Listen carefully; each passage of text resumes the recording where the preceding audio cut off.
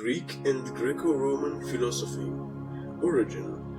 Greek philosophy first appeared in the Ionic colonies of Asia Minor, and never throughout the course of its development did it wholly lose the marks of its Oriental origin.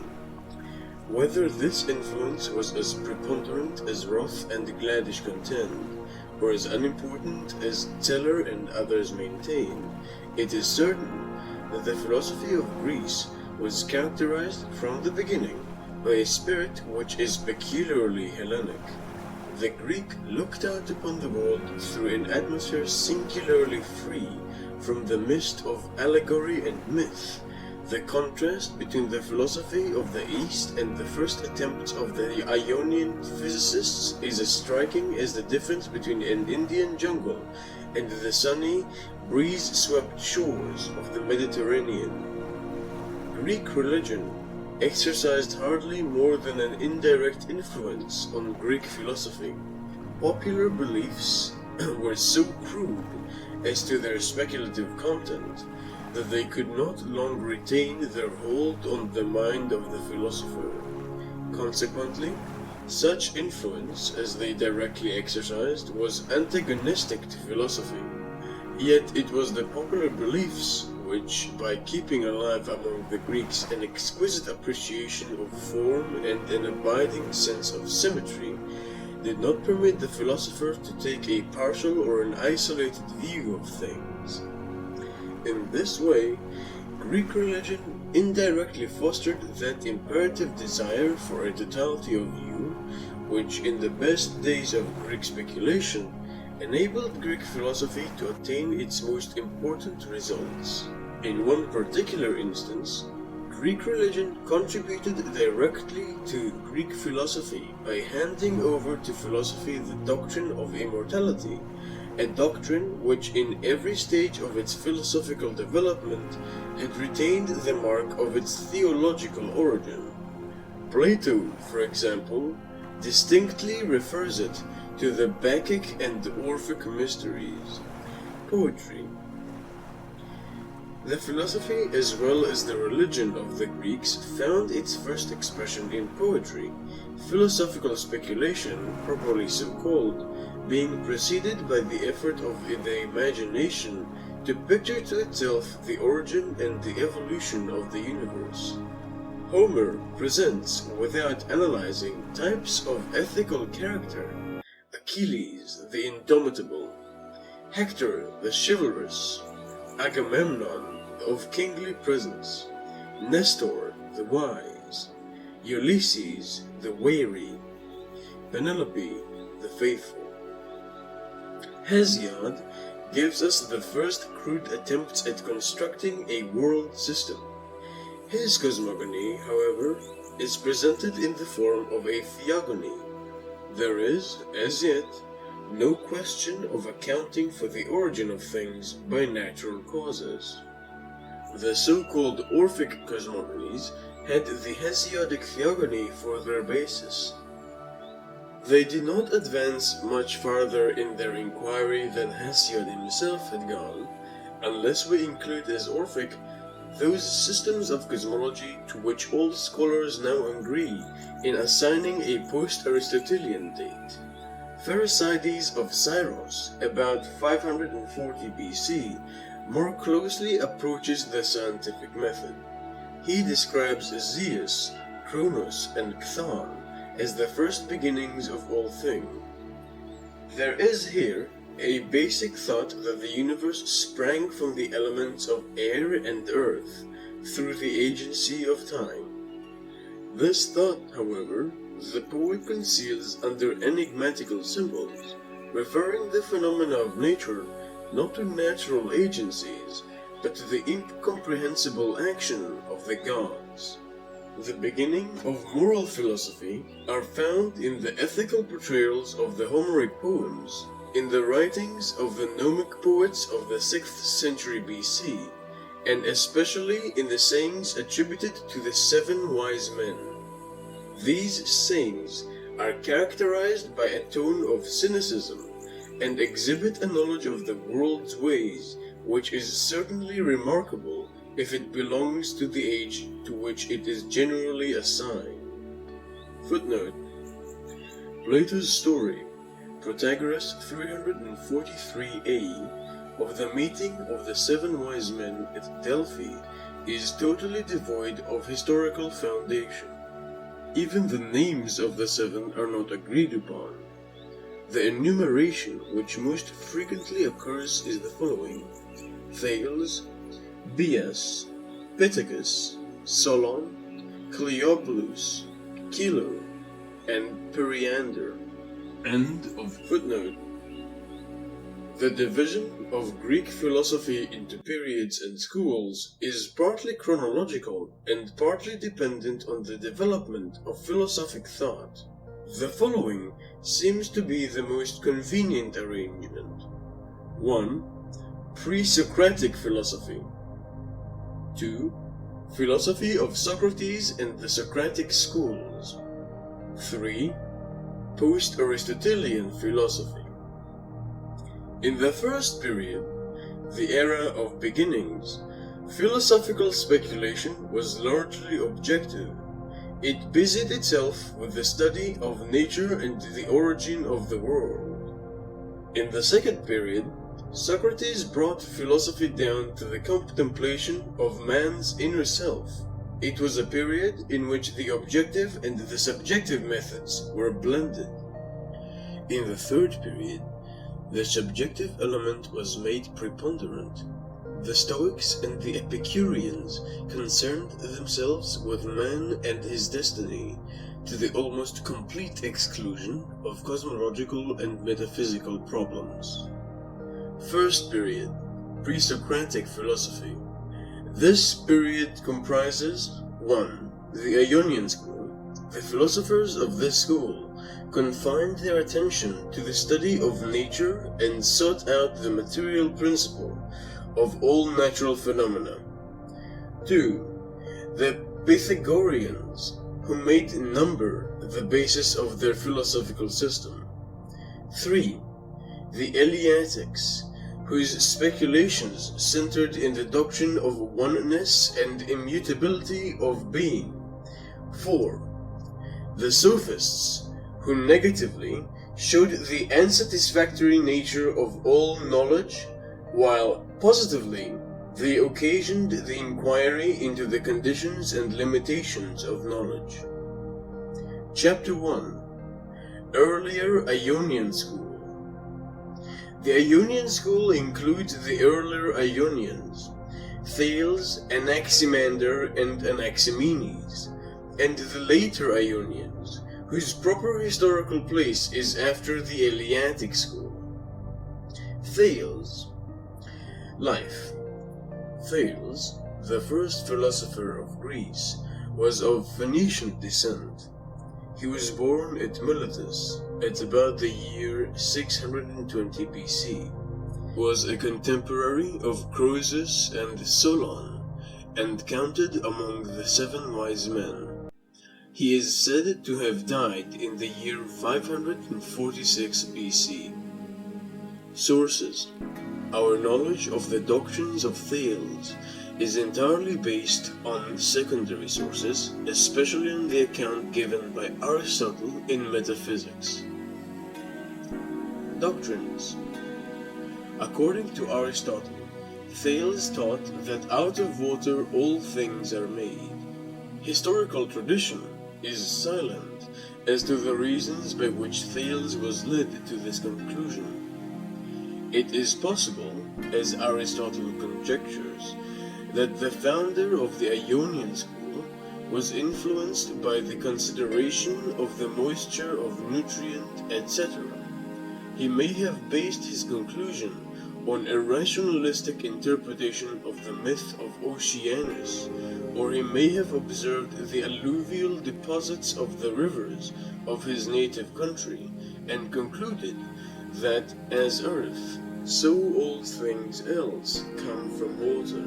The saying that, quote, the magnet has a soul because it attracts iron, unquote, is attributed to Thales on the authority of Aristotle, who, however, speaks conditionally, quote, if indeed he said, unquote, etc.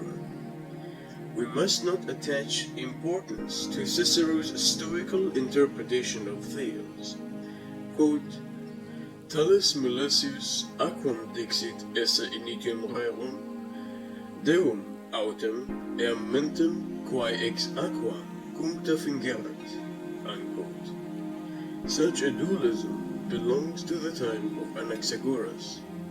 Similarly, the saying that, quote, all things are full of gods, unquote, is but the expression, in Aristotle's own phraseology, of the general doctrine of animism or hylozoism, which is a tenet common to all the earlier Ionians.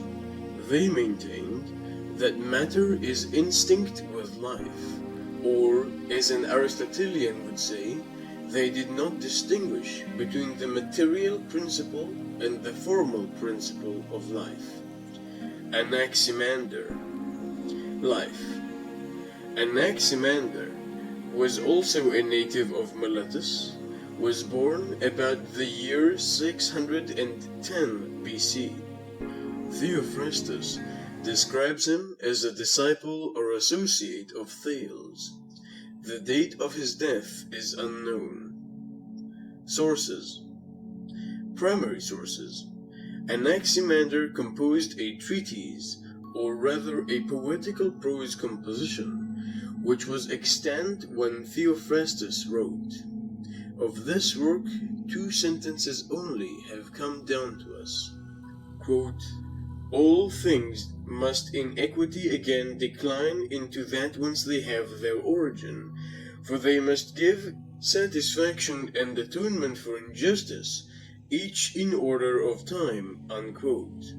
And the infinite, quote, surrounds all things and directs all things, unquote. Secondary sources. 1. Ancient writers such as Plato, Aristotle, Xenophon, and Theophrastus, in reference to pre-Socratic and Socratic philosophy.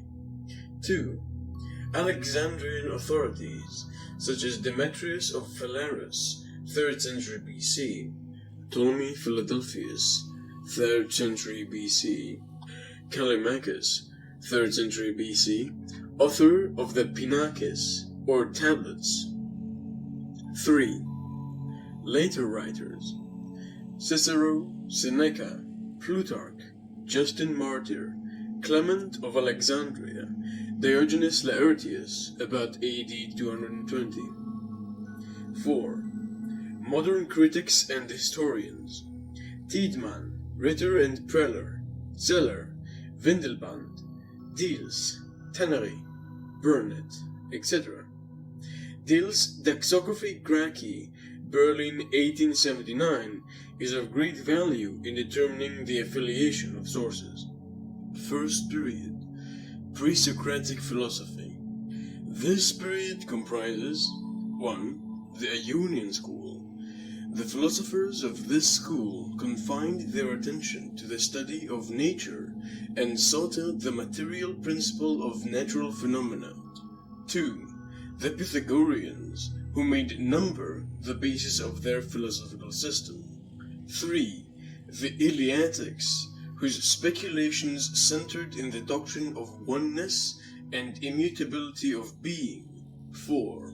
The Sophists, who negatively showed the unsatisfactory nature of all knowledge, while positively they occasioned the inquiry into the conditions and limitations of knowledge. Chapter 1. Earlier Ionian School. The Ionian school includes the earlier Ionians, Thales, Anaximander, and Anaximenes, and the later Ionians, whose proper historical place is after the Eleatic school. Thales. Life. Thales, the first philosopher of Greece, was of Phoenician descent.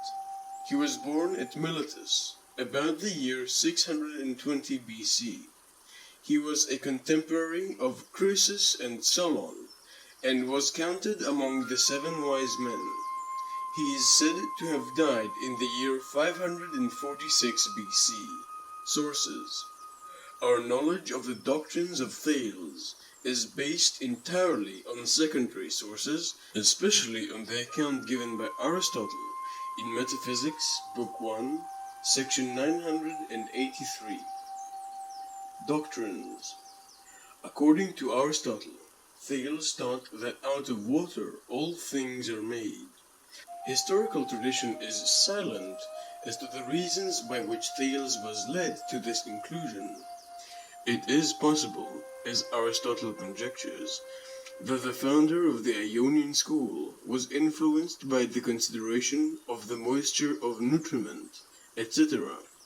He may have based this conclusion on a rationalistic interpretation of the myth of Oceanus, or he may have observed the alluvial deposits of the rivers of his native country, and concluded that as earth, so all things else come from water. The saying that, quote, "the magnet has a soul because it attracts iron," unquote, is attributed to Thales on the authority of Aristotle, who, however, speaks conditionally, quote, "if indeed he said," unquote, etc. We must not attach importance to Cicero's stoical interpretation of Thales. Quote, "Thales Milesius aquam dixit esse initium rerum, deum autem, eam mentem quae ex aqua cuncta fingeret," unquote. Such a dualism belongs to the time of Anaxagoras. Similarly, the saying that, quote, "all things are full of gods," unquote, is but the expression, in Aristotle's own phraseology, of the general doctrine of animism, or hylozoism, which is a tenet common to all the earlier Ionians. They maintained that matter is instinct with life, or, as an Aristotelian would say, they did not distinguish between the material principle and the formal principle of life. Anaximander, life. Anaximander, who was also a native of Miletus, was born about the year 610 BC. Theophrastus describes him as a disciple or associate of Thales. The date of his death is unknown. Sources. Primary sources. Anaximander composed a treatise, or rather a poetical prose composition, a Periphyseos, which was extant when Theophrastus wrote. Of this work, 2 sentences only have come down to us. 1, quote, "all things must in equity again decline into that whence they have their origin, for they must give satisfaction and atonement for injustice, each in order of time," unquote. 2. The infinite, quote, "surrounds all things and directs all things," unquote. Secondary sources. Our chief secondary sources are Theophrastus in the work Physicon Dosae, of which the existing fragments are published by Diels, and Aristotle, especially in Metaphysics, Book 12, Section 1069b, and Physics, Book 3, Section 203b. Doctrines. From our secondary sources, it is evident that, according to Anaximander, the originating principle, archi, of all things is the infinite, or rather the unlimited, ateron. Footnote.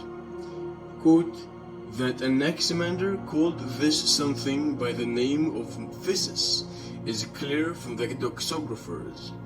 The current statement that the word archi, in the sense of a first principle, was introduced by him is probably due to a mere misunderstanding of what Theophrastus says. The reasons, however, which led to this conclusion are merely a matter of conjecture, as in the case of Thales' generalization.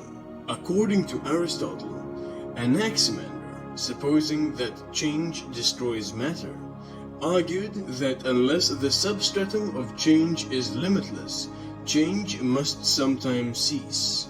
Thus, while modern physics holds that matter is indestructible, Anaximander maintained that it is infinite, for there can be no question as to the corporeal nature of the Ateron.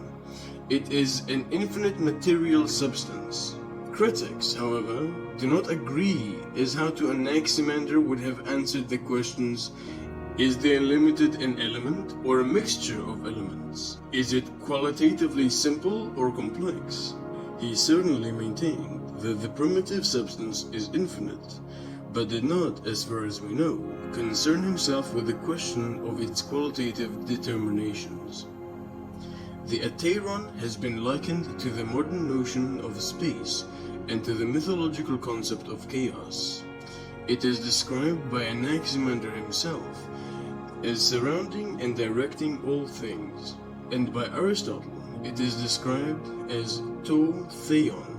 We must not, however, attach to these expressions a dualistic or pantheistic meaning. From the boundless all things came, by a process which the Placida describes as separation, apokrythomai. Living things sprang from the original moisture of the earth through the agency of heat. The first animals were therefore fishes, which after they came on shore threw off their scales and assumed new shapes. Man, too, was generated from other kinds of animals. Anaximander is generally believed to have taught an infinity of worlds. Historical position. Comparing the doctrines of Anaximander with what we know of the teachings of Thales, we find that the former are far richer in their contents and betoken a higher development of speculative thought.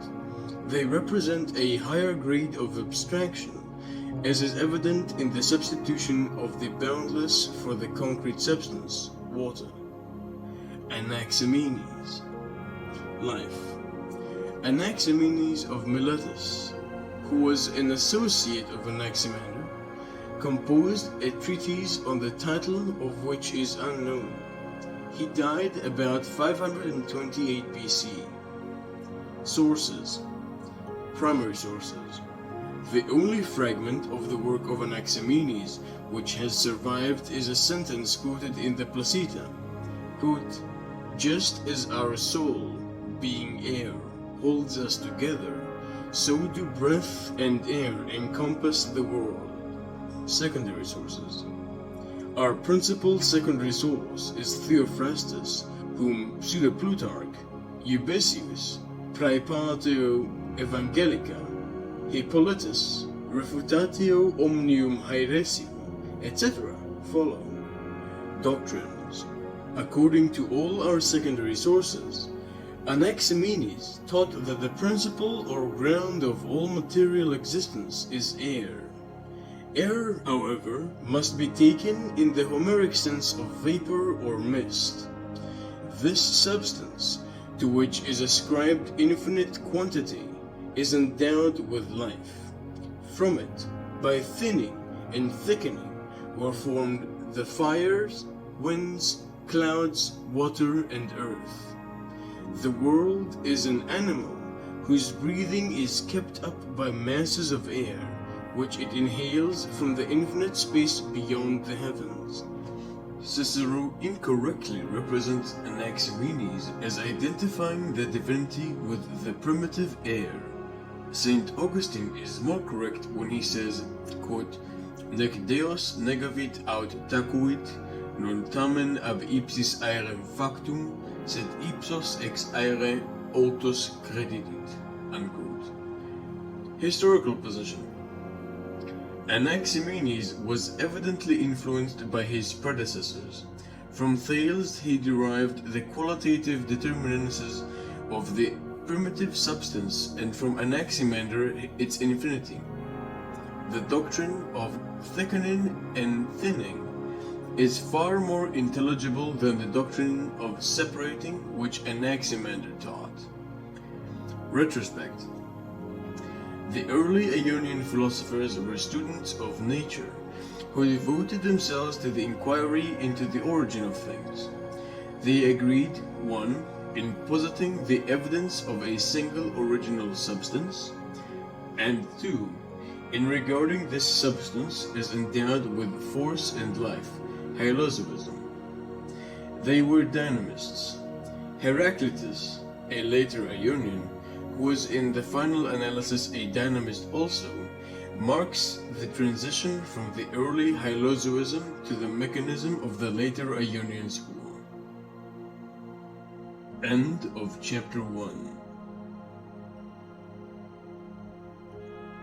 Its highest development in Asia Minor, another phase of philosophical thought appeared in the Greek colonies of Italy. As we turn to the Pythagorean philosophy, the first philosophy of the West, we are struck with the importance which the ethico-religious aspect assumes from the outset. Philosophy is now not so much an inquiry into the causes of things as a rule of life, a way of salvation. It is remarkable, too, that this notion of philosophy never wholly died out in the subsequent development of Greek thought. Plato, Aristotle, and the Stoics constantly referred philosophy to life as well as to knowledge. The Pythagorean system of speculation is sometimes contrasted with the Ionian as being an embodiment of the Doric spirit, which was artistic, conservative, ethical, while the Greeks of the Ionian colonies were characterized by worldly sense, versatility, curiosity, and commercial enterprise. Both philosophies, however, are wholly Greek. Life of Pythagoras. Samos was the home and probably the birthplace of Pythagoras. It is certain that he journeyed to Italy about the year 530 BC, and that he founded in Crotona a philosophico-religious society. The story of his journey through Egypt, Persia, India, and Gaul is part of the Neo-Pythagorean legend, though there is good reason for believing that the account of his death at Metapontum is true. Sources. Primary sources. The Neo-Pythagoreans mention an extensive Pythagorean literature as dating from the days of the founder. Modern scholarship has, however, shown that the reputed writings of Pythagoras are certainly spurious. The fragments of Philolaus, Periphusios, are for the most part genuine. It was probably from these that Aristotle derived his knowledge of the Pythagorean doctrines. Philolaus lived towards the end of the 5th century. The fragments of Archytas of Tarentum are spurious, with the exception of a few, which do not add to our knowledge of the Pythagorean doctrines, as they bear too evident marks of Platonic influence. Secondary sources.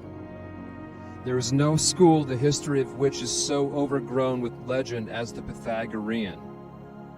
Indeed, Pythagoras and his disciples are seldom mentioned by writers anterior to Plato and Aristotle, and even the latter does not mention Pythagoras more than once or twice.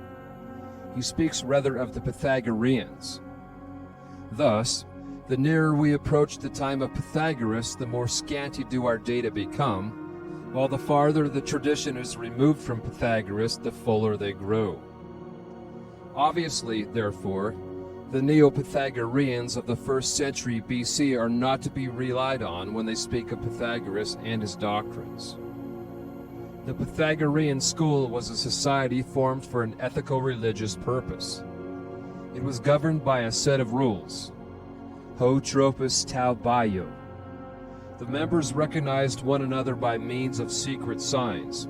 Simplicity of personal attire and certain restrictions in matter of diet were required.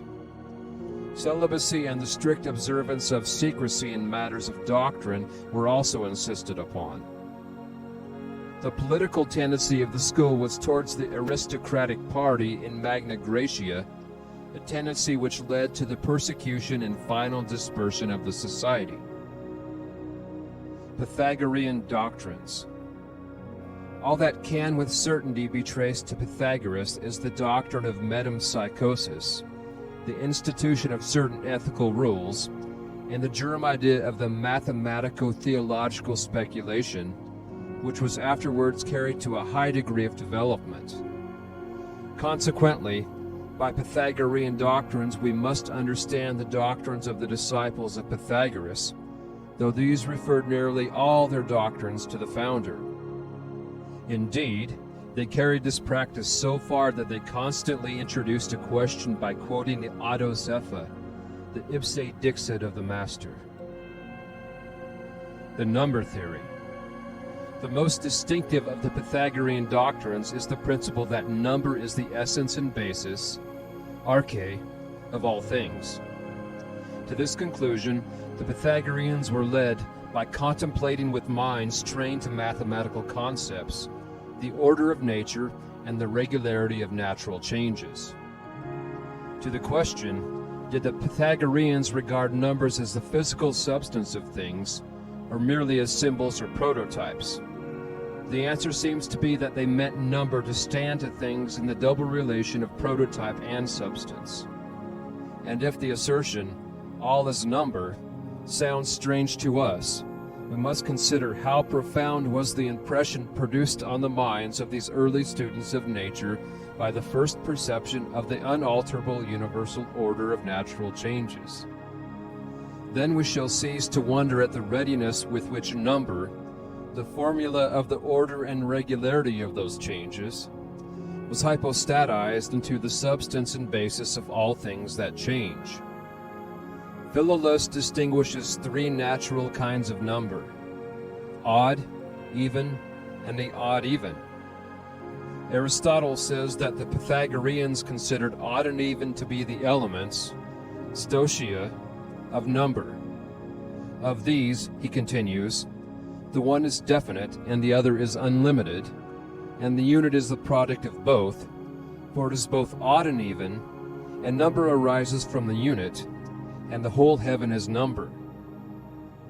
From the dualism which is thus inherent in the unit, and consequently in number, comes the doctrine of opposites, finite and infinite, odd and even, left and right, male and female, and so forth. From the doctrine of opposites proceeds the notion of harmony, which plays such an important part in the Pythagorean philosophy, for harmony is the union of opposites. Application of the doctrine of number. 1. To physics. True to their mathematical concept of the world, the Pythagoreans analyzed bodies into surfaces, surfaces into lines, and lines into points. From this, however, we must not conclude that they conceived the numerical unit of all things as material. They apparently used numbers and geometrical quantities merely as quantities, abstracting from their contents, that is, without determining whether the contents were material or immaterial, a distinction which belongs to a later date. Every body is an expression of the number 4. The surface is 3, because the triangle is the simplest of figures. The line is 2, because of its terminations. And the point is 1. 10 is the perfect number, because it is the sum of the numbers from 1 to 4. 2. To the theory of music. The application of the number theory to the arrangement of tones is obvious. The story, however, of the discovery of the musical scale by Pythagoras, as told by Iamblichus and others, is one of many instances in which discoveries made by the successors of Pythagoras were attributed to Pythagoras himself. 3. To cosmology.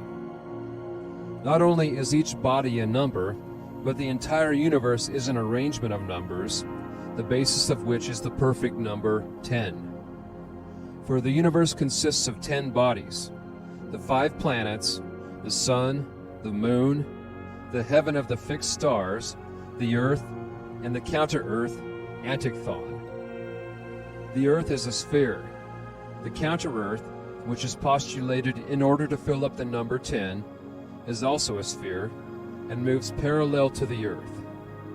In the center of the universe is the central fire, around which the heavenly bodies, fixed in their spheres, revolve from west to east, while around all is the peripheral fire.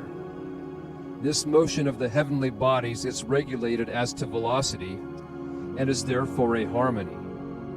We do not, however, perceive this harmony of the spheres, either because we are accustomed to it, or because the sound is too intense to affect our organs of hearing.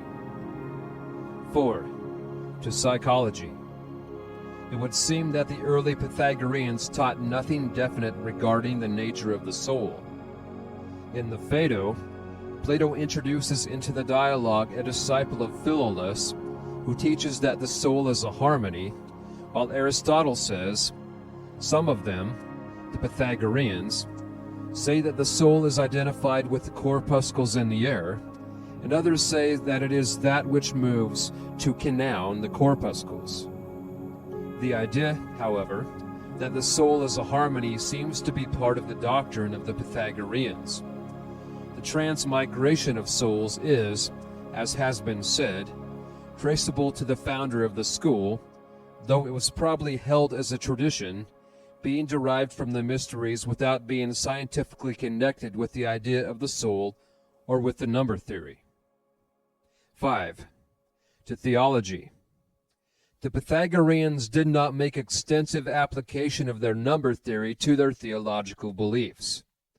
They seem to have conformed, externally at least, to the popular religious notions, though there are indications of a system of purer religious concepts which were maintained esoterically. 6. To ethics. The ethical system of the Pythagoreans was thoroughly religious. The supreme good of man is to become godlike. This assimilation is to be accomplished by virtue.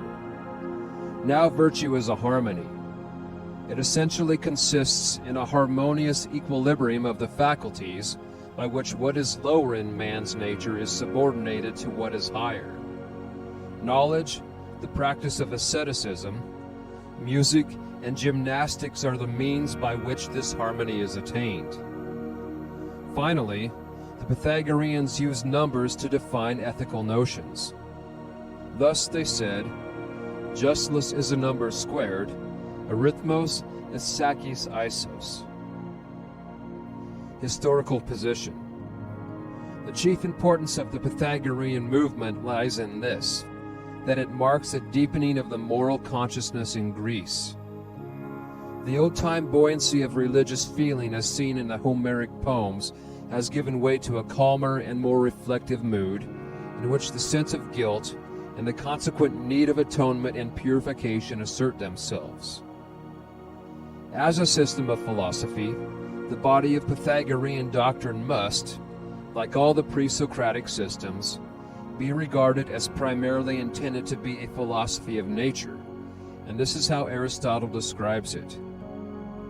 It is not concerned with the conditions of knowledge, and although the society which Pythagoras founded was ethical, the philosophy which is associated with that society treats of ethical problems only incidentally and in a superficial manner. As an investigation of nature, the Pythagorean philosophy must be pronounced a very decided advance on the speculative attempts of the Ionians. The Pythagoreans leave the concrete, sense-perceived basis of existence and substitute for it the abstract notion of number, thus preparing the way for a still higher notion, that of being. End of chapter.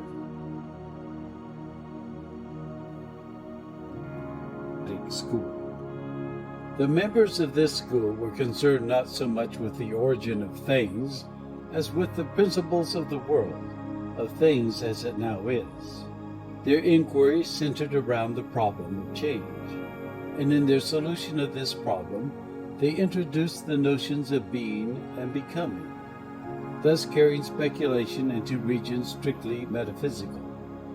The chief representatives of the school are Xenophanes, the theologian, Parmenides, the metaphysician, Zeno, the dialectician, and Melissus, who shows a tendency to return to the views of the earlier Ionian students of nature.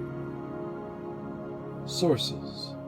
The work entitled Concerning the Opinions, or Concerning Xenophanes, Zeno, and Gorgias, which contain an account of the doctrines of Xenophanes, Zeno, and others, and which was at one time included among Aristotle's works, is now known to have been written neither by Aristotle nor by Theophrastus, but by a later writer of the Aristotelian school. Our knowledge of the Eleatic philosophy is derived from some fragments of the writings of the Eleatics themselves, from Aristotle's account of them in his Metaphysics, and from the works of Simplicius, who had access to a more complete Eleatic literature than we now possess. Xenophanes. Life. Xenophanes was born at Colophon, in Asia Minor, about the year 570 BC. According to Theophrastus, he was a disciple of Anaximander. After wandering through Greece as a rhapsodist, he settled at Elea in southern Italy, and from this city is derived the name of the school which he founded. The date of his death is unknown. Sources. It is important to distinguish here 1. The fragments of Xenophanes' didactic poem, and 2. The accounts given by our secondary authorities. In the former we find merely a set of theological opinions. In the latter, Xenophanes is represented as holding certain views on general metaphysical problems. Doctrines. In his didactic poem, Xenophanes opposes to the polytheistic belief of the time the doctrine of the unity, eternity, unchangeableness, sublimity, and spirituality of God. With the enthusiasm and fine frenzy of a prophet, he inveighs against the notions commonly held concerning the gods.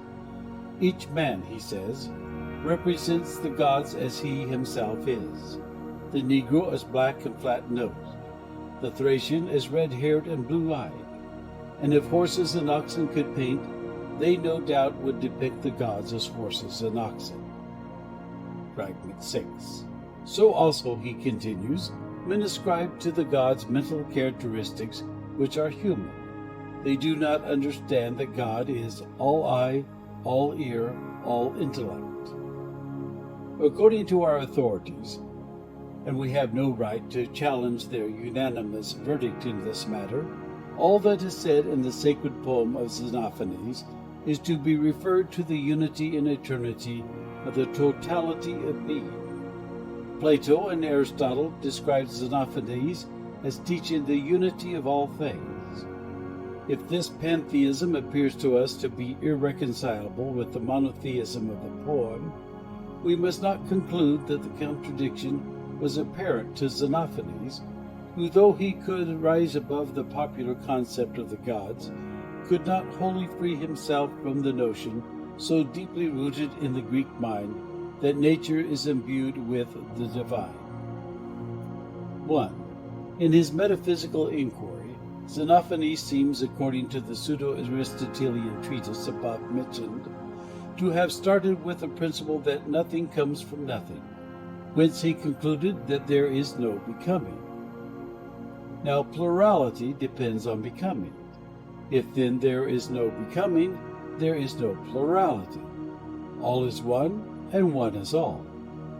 The authority, however, of this portion of the treatise is doubtful, though it may with safety be said that if Xenophanes did not develop this line of reasoning as Parmenides, his disciple, afterwards did, the premises of these conclusions are implicitly contained in the theological poem. For the same reason, it is uncertain whether Xenophanes maintained the infinity or the finite nature of the deity, or whether he endowed the deity with a certain spherical shape. 2. In physics, Xenophanes, in common with others of his school, forgets the unity of being which, as a metaphysician, he had established, and proceeds to an investigation of the plurality which he had denied. He advocates empirical knowledge, though he holds it to be unworthy of entire confidence, teaching, fragment 16, that truth is to be discovered by degrees. According to some of our authorities, he held that the primitive substance was earth.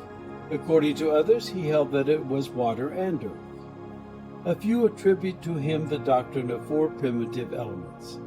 There is better foundation for the opinion that he supposed the earth to have passed from a fluid to its present solid condition, basing his belief, according to Hippolytus, on the fact that petrified marine animals are found on land and even on mountains.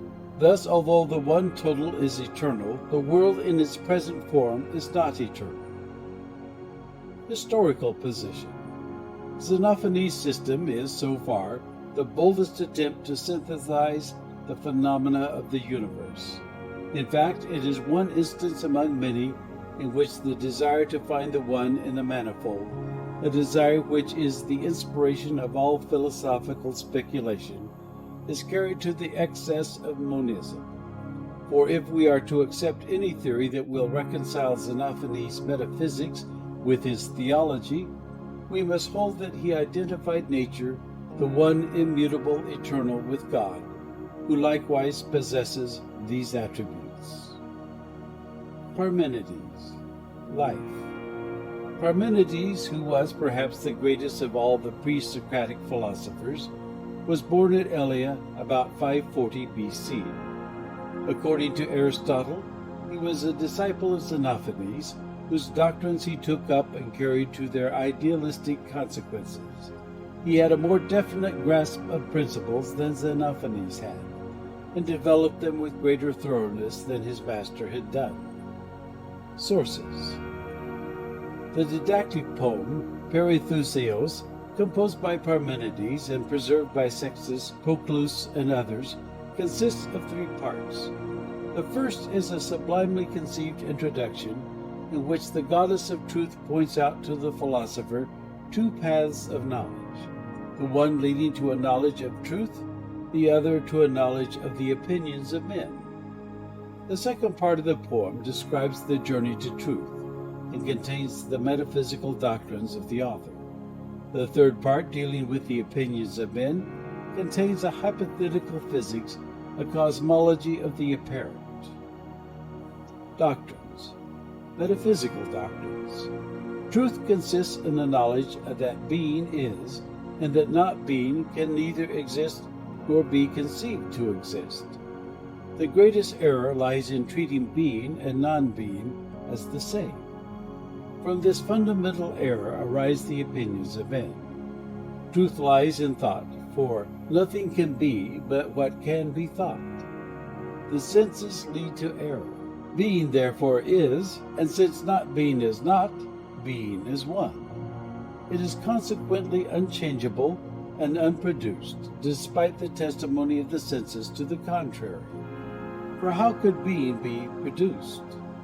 Either from not being, which does not exist, or from being, in which case it was before it began to be.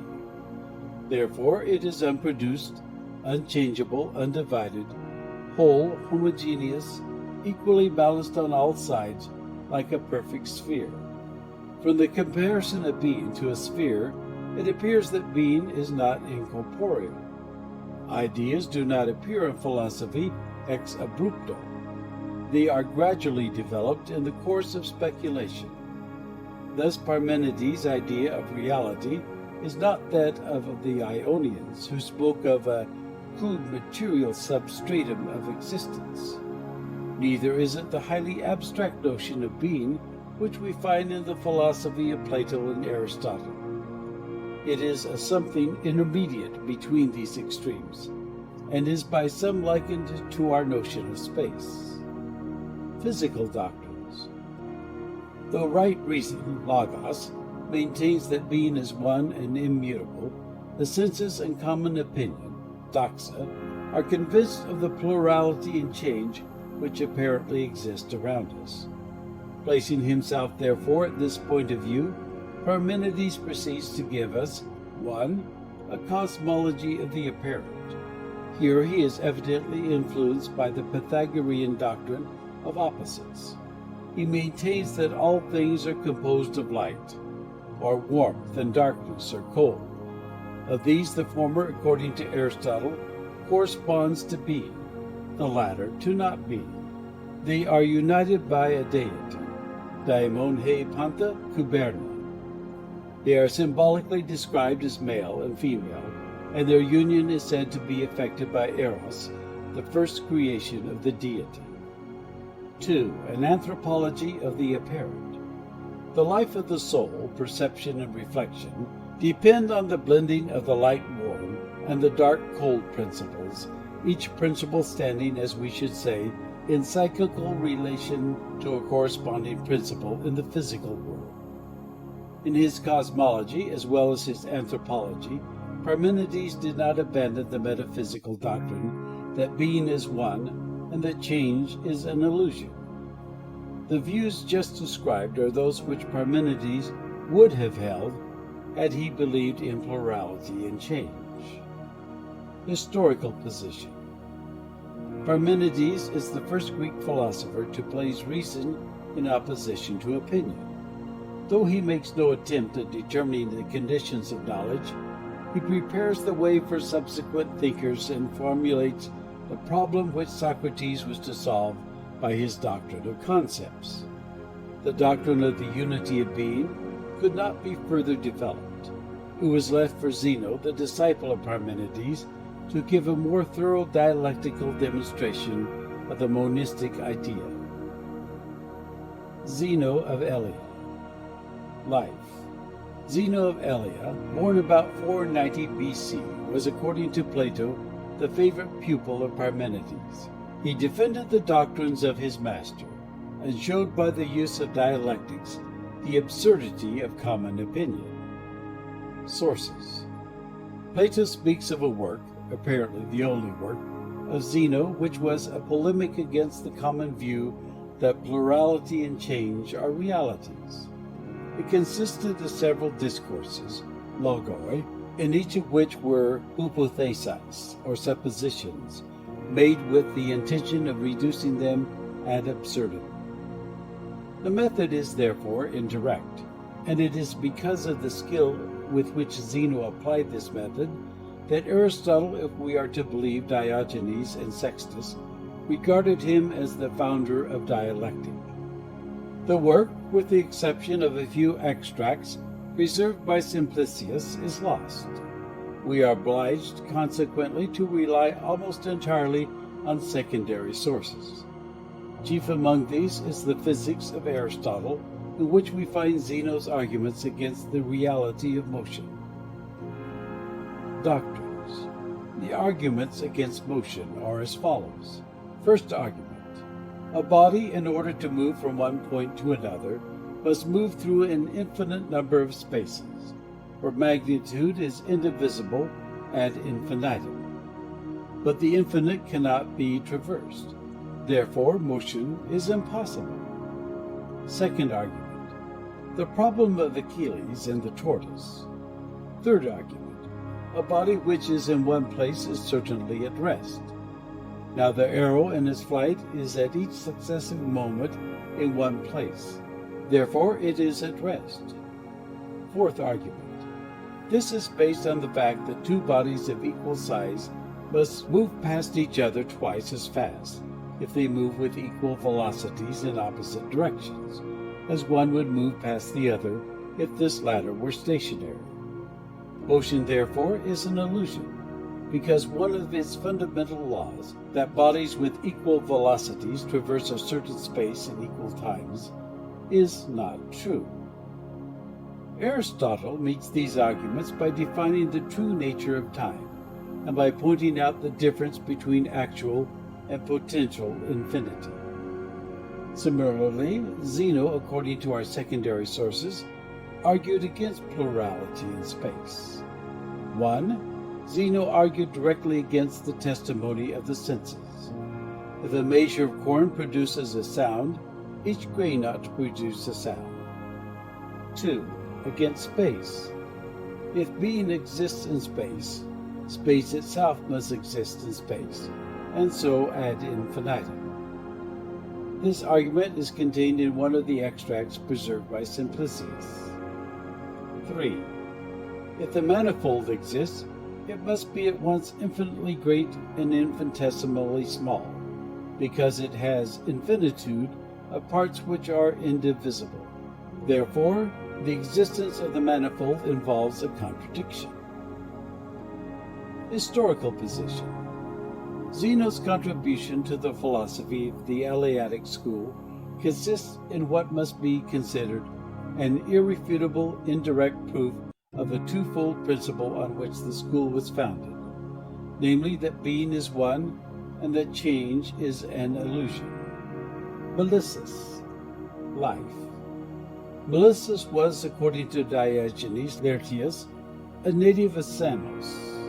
We have no reason for doubting that he was, as Plutarch says, the commander of the Samian fleet, which defeated the Athenians off the coast of Samos in the year 442 BC. He was, therefore, a younger contemporary of Zeno, and it is possible that, like Zeno, he was a pupil of Parmenides. He wrote a work, Peritus Hantos, or Perithusios. Sources. Of the work just mentioned, Simplicius has preserved some fragments. These fragments agree with the accounts given of the doctrines of Melissus in the first part of the pseudo-Aristotelian treatise concerning Xenophanes, etc. Doctrines. Method.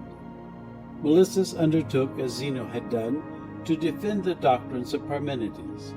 But while Zeno's method of argumentation was indirect, Melissus employed the direct method.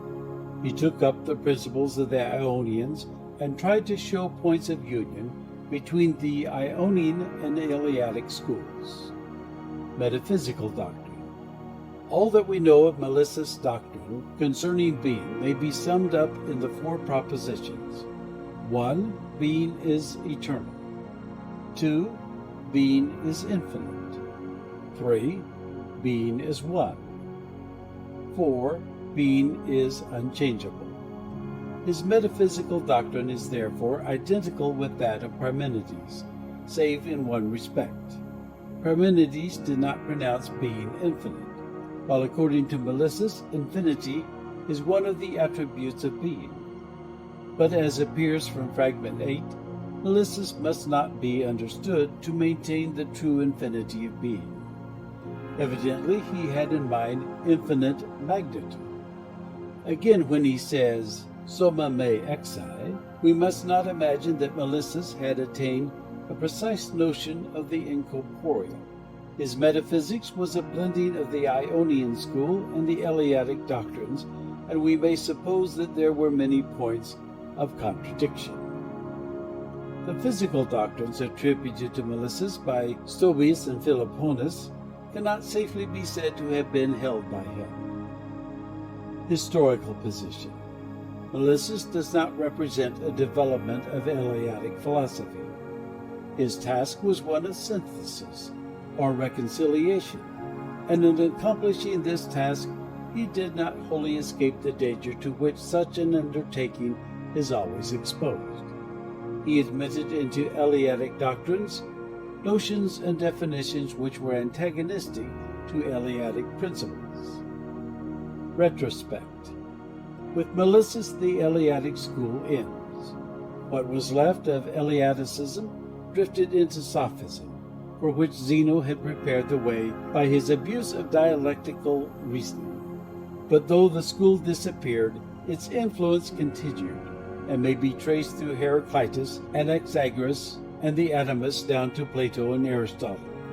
The Eleatics were the first to formulate the problems of being and becoming, problems which are always the center of metaphysical speculation. These were the problems that Plato and Aristotle were to solve by the theory of ideas and the doctrine of matter and form. Pre-Socratic philosophy is throughout objective in spirit and aim. It is a philosophy of nature. To this, Eleatic philosophy forms no exception. It is true that the Eleatics gave to physics merely a hypothetical value, and that they decry sense received knowledge, contrasting it with reason. Yet on closer examination, it will be seen that all their inquiry is concerned with the origin and explanation of nature, and that the being which they maintain to be the only reality is a something extended in space, or as Aristotle describes it, the substrate of sensible things. Zeno indeed introduced dialectic into philosophy, but he treated it merely as an instrument of proof, unaccompanied by any inquiry into the nature and conditions of knowledge. The founder of the philosophy of the concept is Socrates, and Aristotle is right when he looks for the germ of Socratic philosophy not in the Eleatic doctrine, but in the teachings of Democritus and the Pythagoreans. These are separated from the earlier Ionian philosophers, not merely in point of time, but also in respect to doctrine. The difference consists chiefly in the tendency which the later Ionians manifest to depart from the monistic dynamism of the early physicists and adopt a dualistic mechanical concept of the universe. Heraclitus, who is in ultimate analysis a dynamist, marks the beginning of the change which, after the more or less hesitating utterances of Empedocles, appears successively in the mechanism of the Atomists and in the openly pronounced dualism of Anaxagoras. Heraclitus is therefore the connecting link between earlier and later Ionian philosophy. Heraclitus, life. Heraclitus, surnamed the Obscure, Ascatanus, on account of the mist of oracular expressions in which, purposely according to some writers, he veiled his teachings, was born at Ephesus about the year 530 BC. He composed a work, Peritheuseos, consisting of 3 parts, the first of which was Peritou-Pantos, the second Logos Politicus, and the third Logos Theologicus. Of the fragments which have come down to us, very few can be assigned to the second of these parts, and fewer still to the third. The existing fragments offer considerable difficulty in the matter of arrangement and interpretation, a difficulty which is increased by the fact that many of our secondary authorities are untrustworthy. The doctrines of Heraclitus resemble the fundamental tenets of the Stoics, and here, as elsewhere, the Stoic historians are inclined to exaggerate such resemblances. On this account, even for modern scholars, Heraclitus is still the obscure. Sources. Besides the fragments above mentioned, we have as sources of information the writings of Plato and Aristotle, who give a tolerably complete account of the teachings of Heraclitus. Doctrines. Doctrine of universal change. Heraclitus places himself in direct opposition to the Eleatic teaching and to the data of common unreflecting consciousness. The mass of men, and here he includes not merely Pythagoras and Xenophanes, but also Homer and Hesiod, associating them with the common herd, see nothing but sense forms. They fail to comprehend the all-discerning reason. We should follow reason alone. Much learning does not teach the mind. Now, the first lesson which reason teaches us is that there is nothing permanent in the world around us. The senses, when they attribute to things a permanence which things do not possess, are deceived and thus give rise to the greatest of all errors, the belief in immobility. The truth is that all things change, pantazorai. Everything is involved in the stream of change. From life comes death, from death comes life. Old age succeeds youth. Sleep changes into wakefulness, and wakefulness into sleep. In a word, nothing is, all is becoming. Both Plato and Aristotle set down the doctrine of the universality of change as being the most characteristic of the teachings of Heraclitus. Plato, moreover, expressly mentions the Heraclitean comparison of the stream in which wave succeeds wave. But it is remarkable that the expression, all things are flowing, which so conveniently sums up the doctrine of universal change, cannot be proved to be a quotation from the work of Heraclitus. Doctrine of fire. Another source of error is this, that the poets and sages knew no more than the common herd does about the divine, all-controlling fire. By fire, however, Heraclitus meant invisible warm matter rather than the fire which is the result of combustion. It is endowed with life, or at least the power of becoming. Quote, all things are exchanged for fire, and fire for all things, just as wares are exchanged for gold and gold for wares. Unquote. It is therefore what Aristotle would call the material as well as the efficient cause of all things. And here Heraclitus shows himself the lineal descendant of the earlier Ionians. Moreover, since all things proceed from fire according to fixed law, fire is styled Zeus, deity, logos, justice. This account would, however, be incomplete without some mention of the force which is postulated by Heraclitus as co-eternal with fire. Quote, "Strife is the father of all, and king of all, and some he made gods and some men." Unquote. Opposed to strife, which gave rise to things by separation, is harmony, which guides them back to the fire whence they came.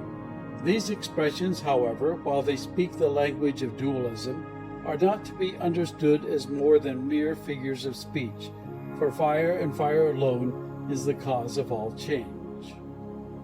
Origin of the world. The world was produced by the transformations of the primitive fire. There is a cycle of changes by which fire, through a process of condensation, or rather of quenching, abenesthai, becomes water and earth. This is the downward way. And there is a cycle of changes by which, through a process of rarefication or kindling, apesthai, earth goes back to water and water to fire. This is the upward way.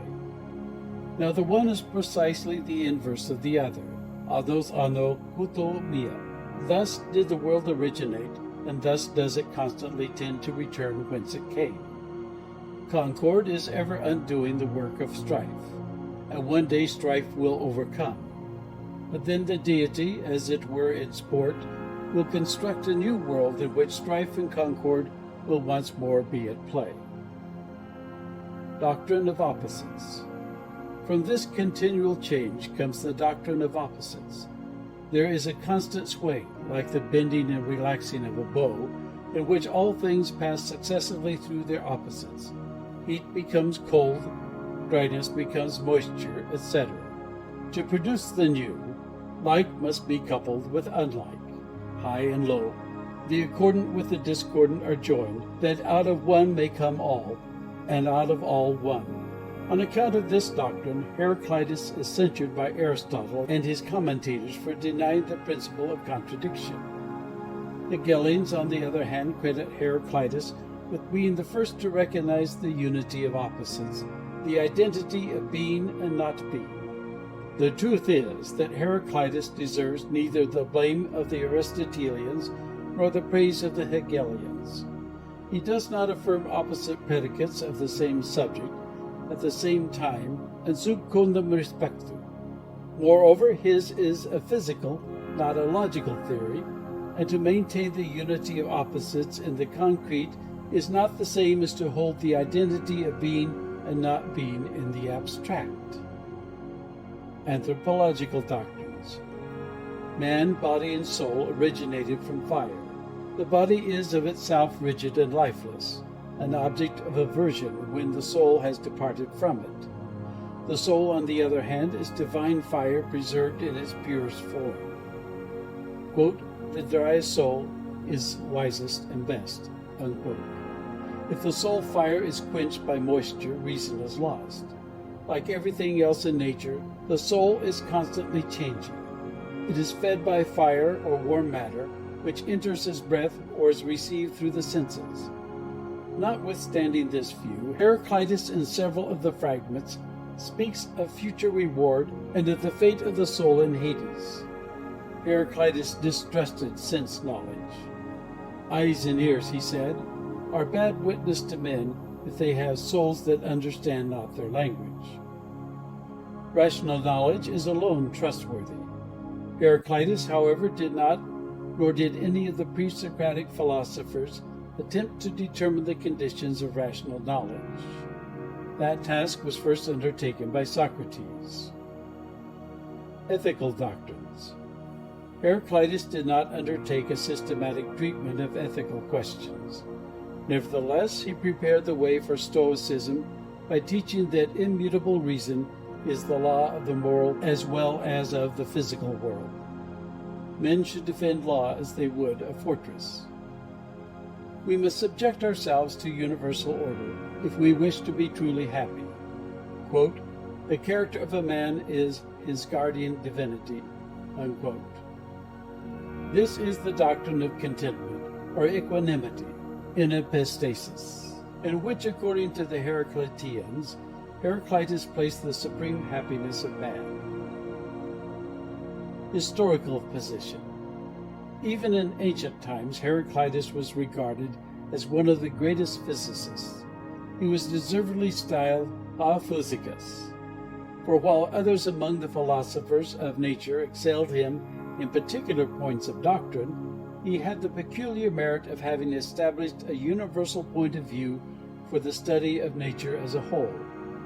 He was the first to call attention to the transitoriness of the individual and the permanence of the law which governs individual changes, thus formulating the problem to which Plato and Aristotle afterwards addressed themselves as to the permanent question of metaphysics. The naive conception of the universe has evolved, according to the earlier Ionians, from one substance, by a process which may be witnessed in a water tank, now gives place to the notion of a world ruled in its origin and in all its processes by an all-pervading logos. Moreover, though Heraclitus formulated no system of epistemology, his distrust of the senses and his advocacy of rational knowledge show that philosophy had begun to emerge from the state of primitive innocence. It was this germ of criticism which was developed into full-grown skepticism by Cratylus, while along another line of development it led to the critical philosophy of the Sophists and to the Socratic doctrine of the concept. Heraclitus and the Eleatics were, so to speak, at opposite poles of thought. In the doctrines of Empedocles and the Atomists, we can perceive the direct influence of the Eleatic school. Empedocles, life. Empedocles, who is the most typical representative of the later Ionian school, holds a middle course between the monism of Parmenides and the extreme panmetabolism of Heraclitus. He was born at Agrigentum in Sicily about the year 490 BC. According to Aristotle, he lived 60 years. The tradition which represents Empedocles as traveling through Sicily and southern Italy and claiming divine honors wherever he went is only too abundantly proved by fragments of his sacred poems. The story, however, that he committed suicide by leaping into the crater of Etna is a malicious invention. It is always mentioned with a hostile purpose, and usually in order to counteract some tale told by his adherents and admirers. Sources.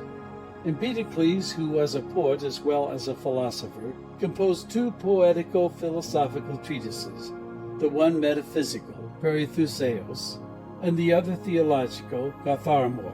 Of the 5,000 verses which these poems contain, only about 450 have come down to us. On account of the language and imagery which Empedocles employs, he is styled by Aristotle the first rhetorician. Doctrines. Metaphysics. Empedocles, like Parmenides, begins with a denial of becoming. Becoming, in the strict sense of qualitative change of an original substance, is unthinkable. Yet with Heraclitus he holds that particular things arise, change, decay, and perish. He reconciles the two positions by teaching that generation is not the commingling, while decay is the separation of primitive substances which themselves remain unchanged. The primitive substances are four: fire, air, earth, and water. These afterwards came to be known as the four elements. Empedocles calls them roots. Tessera ton panton ripsomata. The word elements, stoicheia, was first used by Plato. The mythological names which Empedocles applied to these radical principles of being have no particular philosophical value. They may be regarded as the accidents of poetical composition. The elements are underived, imperishable, homogeneous. Definite substances are produced when the elements are combined in certain proportions. Now the moving cause, the force which produces these combinations, is not inherent in the elements themselves. It is distinct from them. Here we have the first word of mechanism in Greek philosophy. It is true Empedocles speaks of this force as love and hatred, but the phraseology merely proves that the idea of force is not yet clear to the Greek mind. Empedocles does not define the difference between force and matter on the one hand, and between force and person on the other. Moreover, to deny that Empedocles was a dualist, to explain that by love and hatred he meant merely a poetical description of the conditions of mixture and separation, and not the true causes of these processes, would imply that Aristotle and all our other authorities misunderstood the whole doctrine of Empedocles. Cosmological doctrines. The four elements were originally combined in a sphere, eudaimon status theos, where love reigned supreme. Gradually, hatred began to exert its centrifugal influence. Love, however, united the elements once more to form those things which were made. And so the world was given over to love and hatred, and to the endless pulsation of periodic changes. Biological doctrines. Empedocles seems to have devoted special attention to the study of living organisms. Plants first sprang from the earth before it was illumined by the sun, and then came animals which were evolved out of all sorts of monstrous combinations of organisms by a kind of survival of the fit, for those only survived which were capable of subsisting. In this theory, Empedocles expressly includes man. The cause of growth in animals and plants is fire striving upwards, impelled by the desire to reach its like, the fire which is the sky. Blood is the seat of the soul, because in blood the elements are best united. It is by reason of the movement of the blood that inspiration and respiration take place through the pores which are closely packed together all over the body. Psychological doctrines. Sense knowledge is explained by the doctrine of emanations and pores. Like is known by like. That is, things are known to us by means of like elements in us, earth by earth, water by water, etc. In the case of sight, there is an emanation from the eye itself, which goes out to meet the emanation from the object. Thought and intelligence are ascribed to all things, no distinction being made between corporeal and incorporeal. Thought, therefore, like all other vital activities, depends on the mixture of four elements. Yet Empedocles seems to contrast the untrustworthiness of sense knowledge with knowledge acquired by reflection, or rather with knowledge acquired by all the powers of the mind. He did not conceive the soul as composed of elements. He did not consider it as an entity apart from the body. He merely explained its activities by the constitution of the body. In his sacred poem, however, he adopted the doctrine of transmigration, borrowing it from Pythagorean and Orphic tradition without making it a part of his scientific theories. Quote, "Once ere now I was a youth, and a maiden, a shrub, a bird, and a fish that swims in silence in the sea." Unquote. Concerning gods. Empedocles sometimes speaks as if he held the common polytheistic belief. Sometimes, on the contrary, as in verse 345 to 350, he describes the deity almost in the words of Xenophanes. Quote, "He is sacred and unutterable mind, flashing through the whole world with rapid thoughts." Unquote. Still, Empedocles apparently found no means of introducing this concept of the deity into his account of the origin of the universe. Historical position.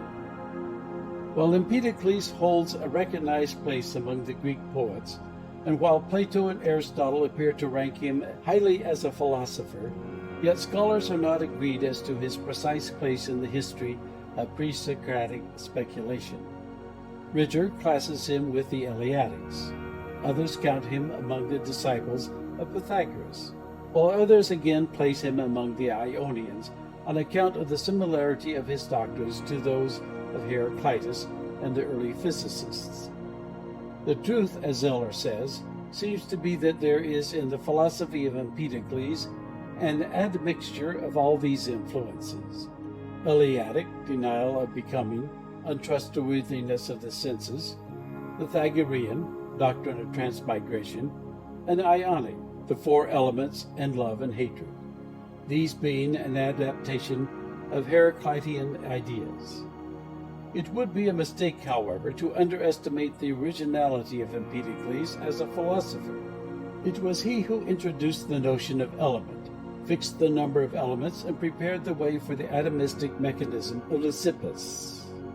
The defects, however, of his metaphysical system are many, chief among them being, as Aristotle remarked, the omission of the idea of an intelligent ruler under whose action natural processes would be regular instead of fortuitous. Anaxagoras.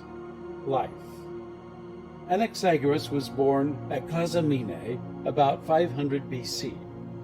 Aristotle says that he was prior to Empedocles in point of age, but subsequent to him in respect to doctrine. From his native city he went to Athens, where he was for many years the friend of Pericles, and where he counted among his disciples the dramatist Euripides. When shortly after the outbreak of the Peloponnesian War, Pericles was attacked, Anaxagoras was tried on the charge of impiety, but escaped from prison and returning to his native Ionia, settled in Lampsacus, where he died about the year 430 BC. Sources. Diogenes Laertius says that Anaxagoras wrote a work which, like most of the ancient philosophical treatises, was entitled Peritheuseos. Of this work Plato speaks in the Apology. In the 6th century of our era, Simplicius could still procure a copy, and it is to him that we owe such fragments as have come down to us. These fragments were edited by Schabach in 1827 and by Schorn in 1829. They are printed by Muhlach. Doctrines. Starting point. Like Empedocles, Anaxagoras starts with the denial of becoming, and like Empedocles also, he is chiefly concerned to explain, in accordance with this denial, the plurality and change which exist. He differs, however, from Empedocles both in his doctrine of primitive substances and his doctrine of the cosmic force which formed the universe. Doctrine of primitive substances. Anaxagoras maintained that all things were formed out of an agglomerate of substances in which bodies of determinate quality, gold, flesh, bones, etc., were commingled in infinitely small particles to form the germs of all things. This agglomerate was called by Aristotle ta homoiomere.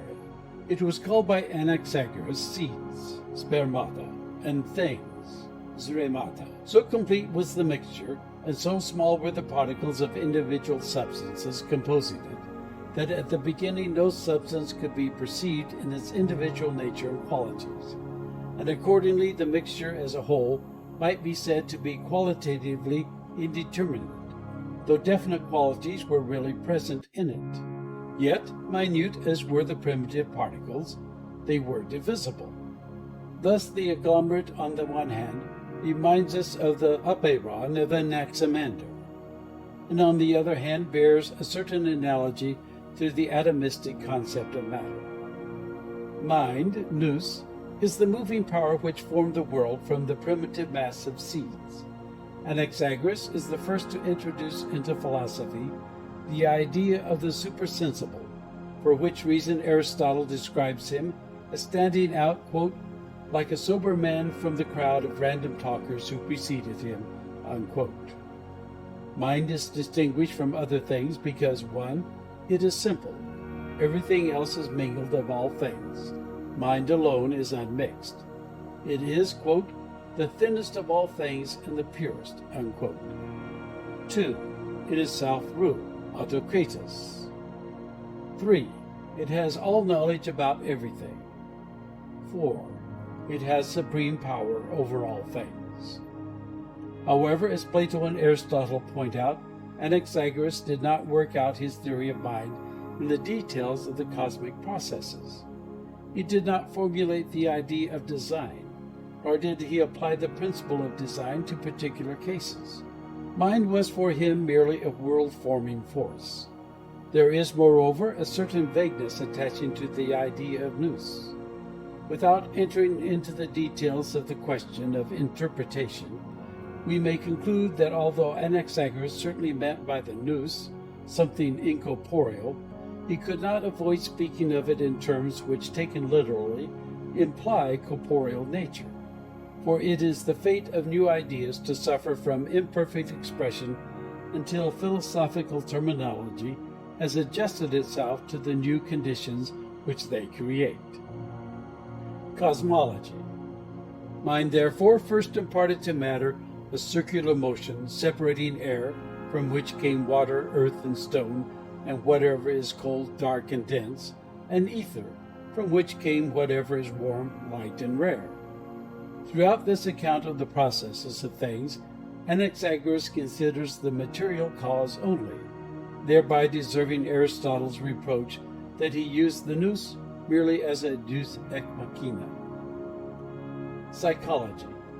Like is not known by like, but rather by unlike. And in this Anaxagoras is directly opposed to Empedocles. The senses are weak, but not deceitful. The faculty of true knowledge is nous, the principle of understanding, which is also an intrinsic psychic principle, the soul. Plutarch's statement that Anaxagoras represented the soul as perishing after its separation from the body is, to say the least, unreliable. From the foregoing it is evident that Anaxagoras was not a skeptic. The reason which he alleges for the untrustworthiness of the senses is that they see only part of what is in the object. The intellect, which is unmixed, is capable of seeing the everything which is in everything. Historical position. The special importance of the philosophy of Anaxagoras is due to his doctrine of immaterial mind. This doctrine implies the most pronounced dualism. It contains in germ the teleological concept which was evolved by Socrates and perfected by Plato and Aristotle.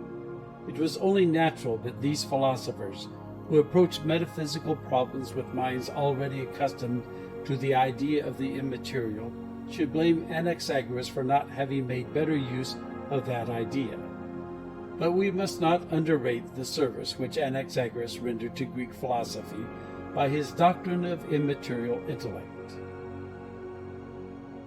Diogenes, of Apollonia, and Archelaus, of Athens, who are sometimes included among the later Ionian philosophers, exhibit a tendency towards a return to the hylozoism of the first philosophers. End of chapter 4. The Atomists represent the last phase of Ionian speculation concerning nature.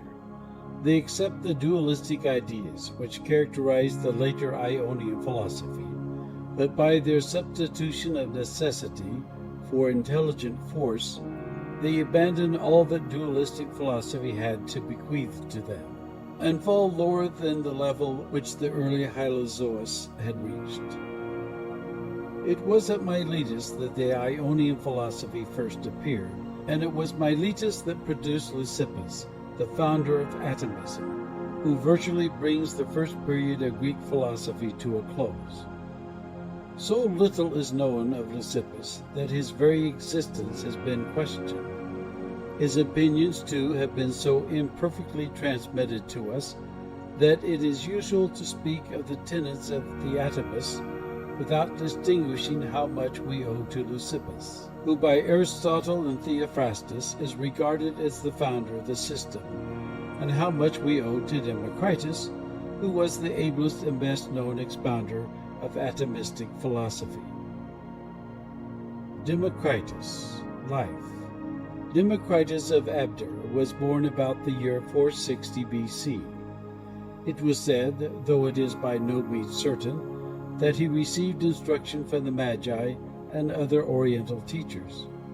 It is undoubtedly true that at a later time he was regarded as a sorcerer and magician, a fact which may account for the legend of his early training. He was probably a disciple of Leucippus. There is no historical foundation for the widespread belief that he laughed at everything. Sources. If, as is probable, Leucippus committed his doctrines to writing, no trustworthy fragment of his works has reached us. From the titles and fragments of the works of Democritus, it is evident that the latter covered in his written treatises a large variety of subjects.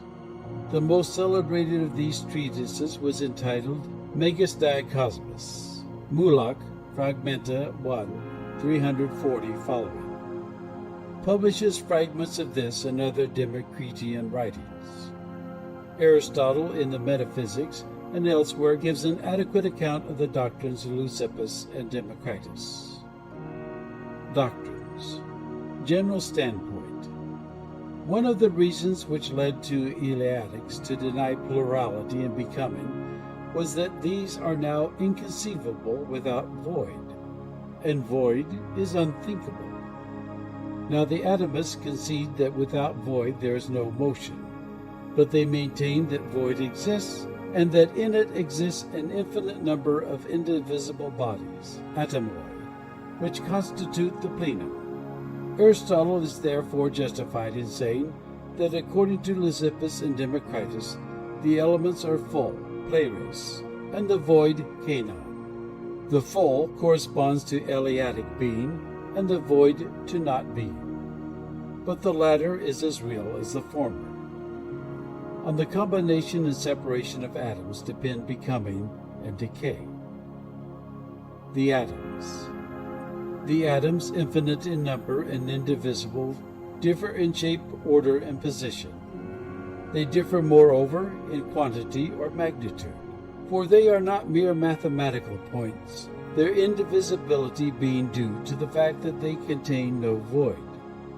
They have, as we would say, the same specific gravity, but because of their different sizes, they differ in weight.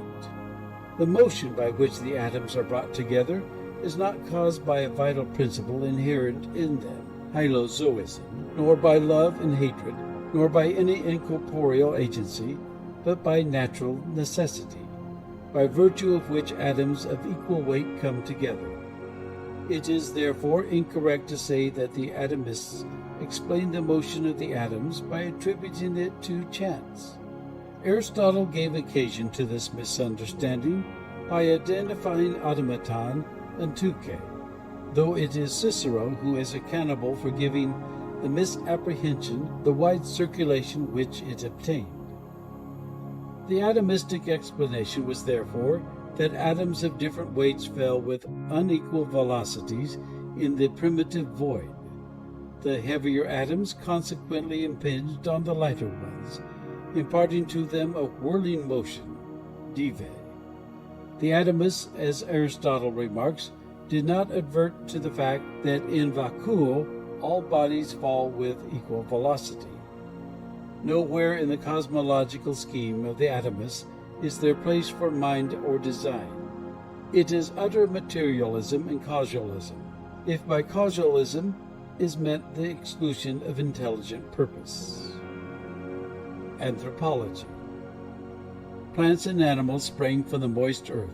Democritus, according to our authorities, devoted special attention to the study of man, who he believes is, even on account of his bodily structure, alone deserving of admiration.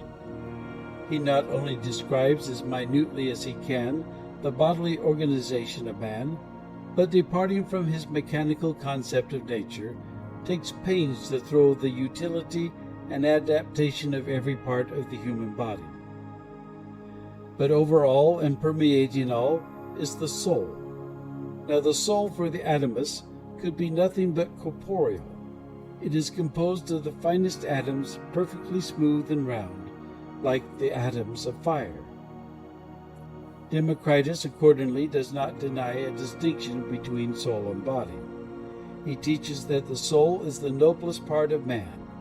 Man's crowning glory is moral excellence. He is said to have reckoned the human soul among the divinities. And yet for Democritus, as for every materialist, the soul is but a finer kind of matter. Indeed, according to Aristotle, the atomists identified soul atoms with the atoms of fire which are floating in the air. The atomist theory of cognition was, of course, determined by their view of the nature of the soul. They were obliged to start out with the postulate that all cognitive processes are corporeal processes, and since the action of body upon body is conditioned by contact, they were obliged to conclude that all senses are mere modifications of the sense of touch. The contact, which is a necessary condition of all sense knowledge, is effected by means of emanations. Aperoi, the term is Aristotle's, or images, idola de caela. These are material casts or shells given off from the surface of the object. They produce in the medium the impressions which enter the pores of the senses. They are practically the same as the Epicurean effluxes, which Lucretia describes. Que quasi membrane sumo de corpore terram, the repte volitant ultro citroque per horas. Thought cannot differ essentially from sense knowledge. They are both changes, heteroses, of the soul substance occasioned by material impressions. Logically, therefore, Democritus should have attached the same value to thought as to sense knowledge, and since sense knowledge is obscure, scoten, he should have concluded that no knowledge is satisfactory. He saves himself, however, from absolute skepticism, although at the expense of logical consistency. For he maintains that thought, by revealing the existence of invisible atoms, shows us the true nature of things. The doctrine which Aristotle attributes to Democritus is his opinion as to what Democritus should have taught, rather than an account of what he actually did teach. Ethics. Although most of the extant fragments which contain Democritus' ethical teachings are merely isolated axioms without any scientific connection, yet our secondary authorities attribute to him a theory of happiness which is really the beginning of the science of ethics among the Greeks. From what Democritus says of the superiority of the soul over the body, of thought over sense, it is natural to expect that he should place man's supreme happiness in a right disposition of mind and not in the goods of the external world. Happiness, he says, and unhappiness do not dwell in herds nor in gold. The soul is the abode of the divinity. Happiness is no external thing, but in cheerfulness and well-being, in right disposition and unalterable peace of mind. The word which is here rendered cheerful, euthymia, is interpreted by Seneca and other Stoics as tranquility. Democritus, however, was more akin to the Epicureans than to the Stoics, and it is probable that by euthymia he meant delight or good cheer. There is in the moral maxims of Democritus a note of pessimism. Happiness, he believes, is difficult of attainment, while misery seeks man unsought. Historical position. The atomistic movement is recognized as an attempt to reconcile the conclusions of the Eleatics with the facts of experience. It is not easy, however, to determine with accuracy how far the atomists were influenced by their predecessors and contemporaries. Even if the dates of Heraclitus, Anaxagoras, Empedocles, and Leucippus were known more definitely than they are, it would still be a matter of no small difficulty to show in what degree each philosopher depended on and in turn influenced the thought and writings of the others. One thing is certain.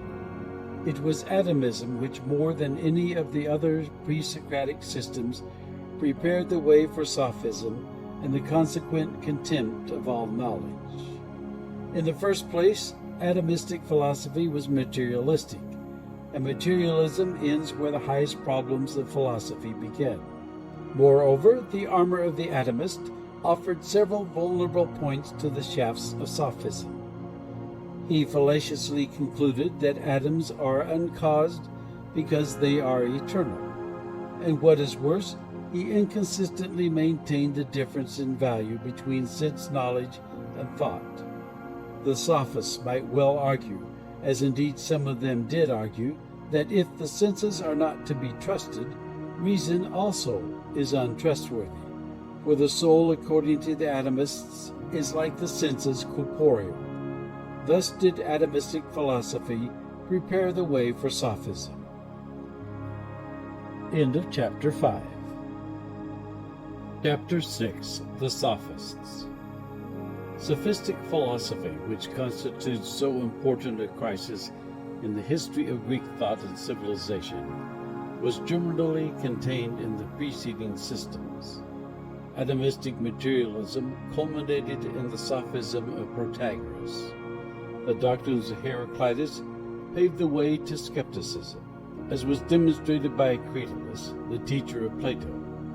And Gorgias, the sophist, merely carried to excess the dialectic method introduced by Zeno the Eleatic.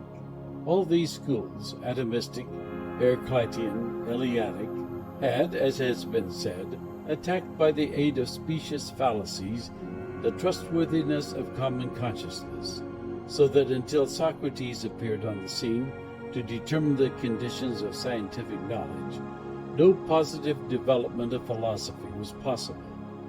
Meantime, there was nothing left but to deny the possibility of attaining knowledge.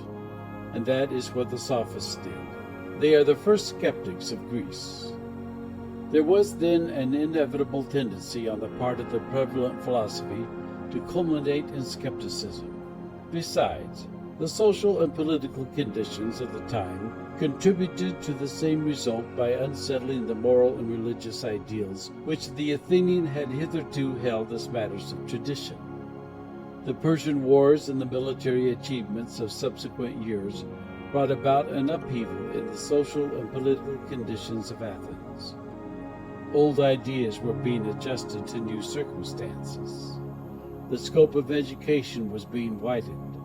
In a word, the whole epoch was penetrated with the spirit of revolution and progress, and none of the existing forces could hold that spirit in checks. We must take into account also the development of poetry, and especially of the drama. The whole action of the drama, says Zeller, comic as well as tragic, is based, at this time, on the collision of duties and rights, on a dialectic of moral relations and duties. The period was one of revolution and readjustment. History of the Sophists. The word sophist, etymologically considered, denotes a wise man. In the earlier pre-Socratic period, it meant one who made wisdom or the teaching of wisdom his profession. Later on, the abuse of dialectic disputation, of which the Sophists were guilty, caused the name sophism to become synonymous with fallacy.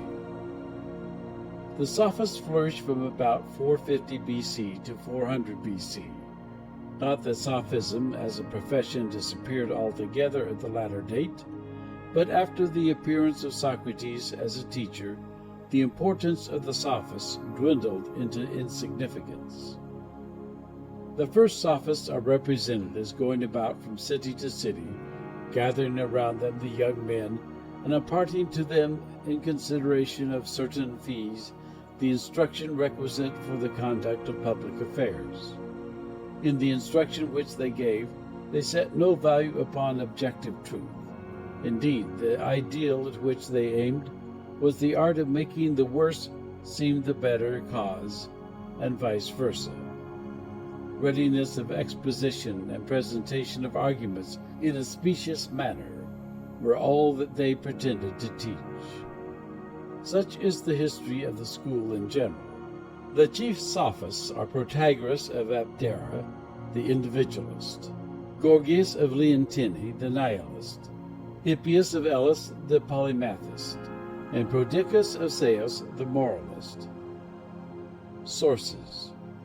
It is difficult, as Plato points out, to define accurately the nature of the Sophists. The Sophists left no fixed theorems equally acknowledged by all the school. They were characterized more by their mode of thought than by any fixed content of thought. Besides, Plato, Aristotle, and all our other authorities are so avowedly hostile to the Sophists, and raise so unreasonable objections to Sophism, as when they accuse the Sophists of bartering the mere semblance of knowledge for gold, that we must weigh and examine their every statement before we can admit it as evidence. Doctrines. Protagoras of Abdera, born about 480 BC, composed many works of which, however, only a few fragments have survived.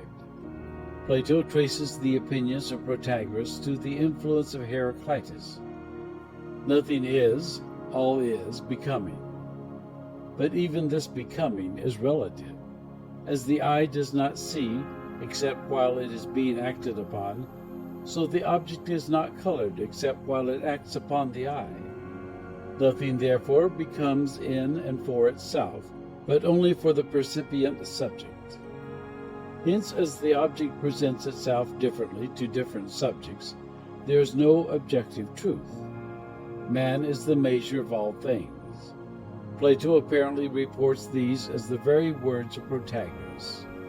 Thesi garpu pantan, krematon metron, anthropon aine ton men, anton has esti, ton de me anton has uk esten. Goat and others doubt whether the above is really the line of thought followed out by Protagoras himself. In both Plato and Aristotle we find allusions to the employment by Protagoras of the dialectic introduced by Zeno. Moreover, if we are to make the argument valid, we must, before we conclude that all knowledge is relative, introduce the atomistic principle that all knowledge is conditioned by physical alterations. The relativity of knowledge, as it was professed by Protagoras, is a denial of all objective truth, and a reduction of knowledge to individual opinion. It follows from this that a proposition and its opposite are equally true if they appear to different persons to be true. In this way did Protagoras lay the foundation of the heuristic method, the method of dispute, which is associated with the name sophist, and which was carried to such extremes by the Sophists of later times. Of the gods, said Protagoras, I can know nothing, neither that they are, nor that they are not. There is much to prevent our attaining this knowledge, the obscurity of the subject and the shortness of human life. These are the famous words with which, according to Diogenes, Protagoras began the treatise that was made the basis of a charge of impiety, and led ultimately to his expulsion from Athens. They contain a profession of agnosticism. Perhaps the context, if we possessed it, would show whether Protagoras went further and really professed atheism, the crime of which he was accused. Gorgias of Leontini, a contemporary of Protagoras, composed a treatise on nature or the non-existing, which is preserved by Sextus Empiricus. We possess as secondary authority a portion of the pseudo-Aristotelian treatise concerning Zelatheses, etc. As it was the aim of Protagoras to show that everything is equally true, it may be said that Gorgias strove to show that everything is equally false. The latter proves by the use of dialectical reasoning that 1. Nothing exists. 2. Even if it existed, it could not be known. And 3. Even if knowledge were possible, it could not be communicated. Hippias of Elis, a younger contemporary of Protagoras, was preeminent even among the Sophists for the vanity with which he paraded his proficiency in rhetoric, mathematics, astronomy, and archaeology. He boasted that he could say something new on any topic, however often it might have been discussed. Plato attributes to him the saying that law is a tyrant of men, since it prescribes many things contrary to nature. This was probably meant as a bold paradox, one of the many devices by which the Sophists attracted the admiration of the Athenians. Perdiccas of Ceos was also a contemporary of Protagoras. Such was the esteem in which he was held by Socrates that the latter often called himself his pupil, and did not hesitate to direct young men to him for instruction. Perdiccas is best known by his moral discourses, in which he shows the excellence of virtue and the misery of a life given over to pleasure.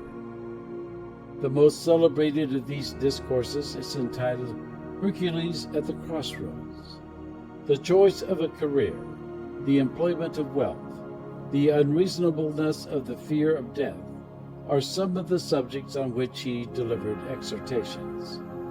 In spite of all this, Prodicus, as a sophist, could not consistently avoid moral skepticism. If there is no truth, there is no law. If that is true which seems to be true, then that is good which seems to be good. He did not accordingly attempt to define virtue or moral good. He merely drew pictures of the ethical ideals, exhorting rather than teaching. The first to attempt a systematic treatment of ethical problems was he who first strove to fix the conditions of scientific knowledge through concepts, Socrates, with whom the second period of Greek philosophy begins. Historical position. Sophistic philosophy was the outcome of the complex influences which shaped the social, political, philosophical, and religious conditions of Athens during the latter half of the 5th century before Christ. It was the philosophy which suited that age. Pericles found pleasure in the society of Sophists. Euripides esteemed them. Thucydides sought instruction from them, and Socrates sent them pupils. Yet Sophism did not constitute an advance in philosophical thought. It is true that it directed attention to the subjective element in human knowledge. In fact, it made the subjective element everything in knowledge. It reduced truth to the level of opinion, and made man the measure of all things. And herein lay the essential error of Sophism, vitiating the whole system. Sophism was not the beginning of an era in philosophy. It was more properly the ending of the era which preceded Socrates. The onward movement of thought was not resumed until Socrates showed that knowledge is as far from being wholly subjective as it is from being wholly objective. It is Socrates, therefore, who inaugurates the new era. Retrospect. Greek philosophy exhibits in its historical development a rhythm of movement which is perfect in the simplicity of the formula by which it is expressed. Objective, subjective. Objective, subjective. Pre-Socratic philosophy was objective. The philosophy of Socrates and the Socratic schools was partly objective, partly subjective, while the philosophy of later times was almost entirely subjective. By the objectivity of pre-Socratic philosophy is meant that 1. It concerned itself almost exclusively with the problems of the physical world, paying little attention to the study of man, his origin, dignity, and destiny. 2. It did not busy itself with the problems of epistemology. At first, all sense presentations were taken without question or criticism as true presentations of reality, and even when the Eleatics distinguished between reason and sense, they did not go any farther towards determining the conditions of rational knowledge. 3. Ethics was not studied scientifically. Compared with cosmogony, cosmology, and metaphysics, it did not receive proportionate attention. Briefly, the philosophy of Greece before the time of Socrates possessed all the naivete that was to be expected in the first speculative attempts of a people who never tired of nature and never looked beyond nature for their ideals. In this second period of its history, Greek philosophy reaches its highest development.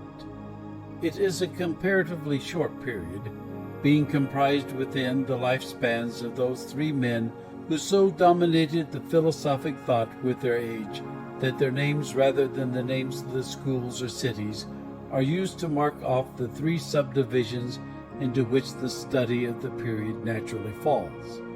We shall therefore consider 1. Socrates and the imperfectly Socratic schools. 2. Plato and the Academics. 3. Aristotle and the Peripatetics. The problem with which this period had to deal had already been formulated by the Sophists: how to save the intellectual and moral life of the nation, which was threatened by materialism and skepticism. Socrates answered by determining the conditions of intellectual knowledge, and by laying deep and scientific foundation of ethics. Plato, with keener insight and more comprehensive understanding, developed the Socratic doctrine of concepts into a system of metaphysics gigantic in its proportions, but lacking in that solidity of foundation which characterized the Aristotelian structure.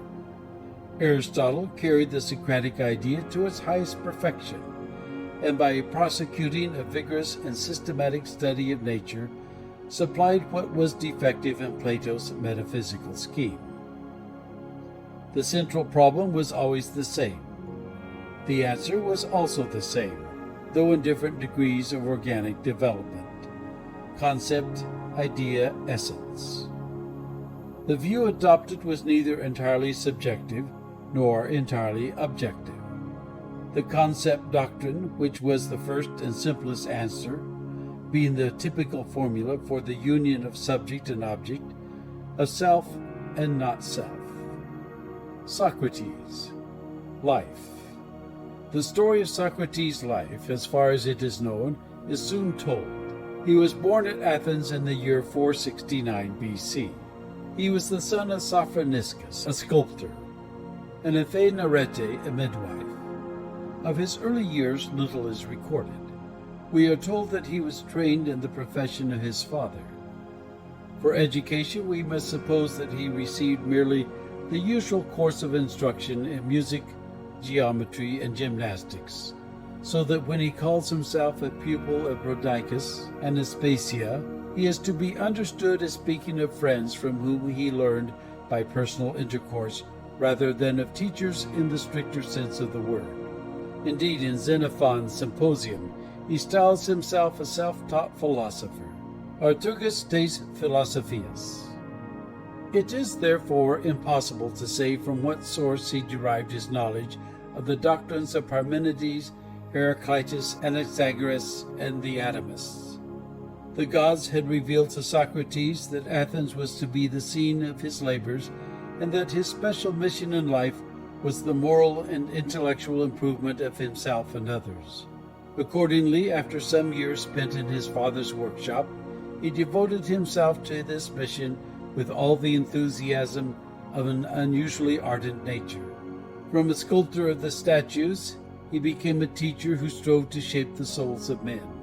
So devoted was he to the task of teaching the Athenians that he never became a candidate for public office, and with the exception of the military campaigns, which led him as far as Potidæa and Delium, and a public festival which required his presence outside the city, nothing could induce him to go beyond the walls of Athens. In fulfilling his task as teacher, he did not imitate the Sophists, who were at that time the recognized public teachers in Greece. He would neither accept remuneration for his lessons, nor would he give a systematic course of instruction, preferring to hold familiar converse with his pupils and professing a willingness to learn as well as to teach. He taught in the marketplace, in the gymnasium, in the workshop, wherever he found men willing to listen. And once he had secured an audience, he held it with that extraordinary eloquence which is so graphically described in the Symposium of Plato. He discarded all the arts and airs of the Sophists. In appearance, manners, and dress, as well as in the studied plainness of his language, he stood in sharp contrast to the elegance and foppishness of his rivals. Yet by what seems to us a singular instance of vindictive misrepresentation, he was held up to scorn by Aristophanes in the clouds as a sophist, a teacher of what was merely a semblance of wisdom, and as a vain, pompous, and overbearing man. Socrates' private means must have been scanty, and the mere mention of his wife Xanathippe recalls the misery and degradation which must have been his lot in domestic life. The narrative of his trial, condemnation, and death is one of the most dramatic in all literature. The closing scene, as described in the Phaedo, is unequaled for pathos and sublimity by any other page that even Plato wrote. His death occurred in the year 399 BC. Character. The personality of Socrates has impressed itself more deeply on the history of philosophy than has that of any other philosopher. The picture which Xenophon draws of him is almost ideally perfect. Quote, "No one ever heard or saw anything wrong in Socrates. So pious was he that he never did anything without first consulting the gods. So just that he never injured any one in the least. So master of himself that he never preferred pleasure to goodness. So sensible that he never erred in his choice between what was better and what was worse. In a word, he was of all men the best and happiest." Unquote. Plato's account agrees with this. Socrates, however, Saint Socrates as he is sometimes called, was not without his traducers.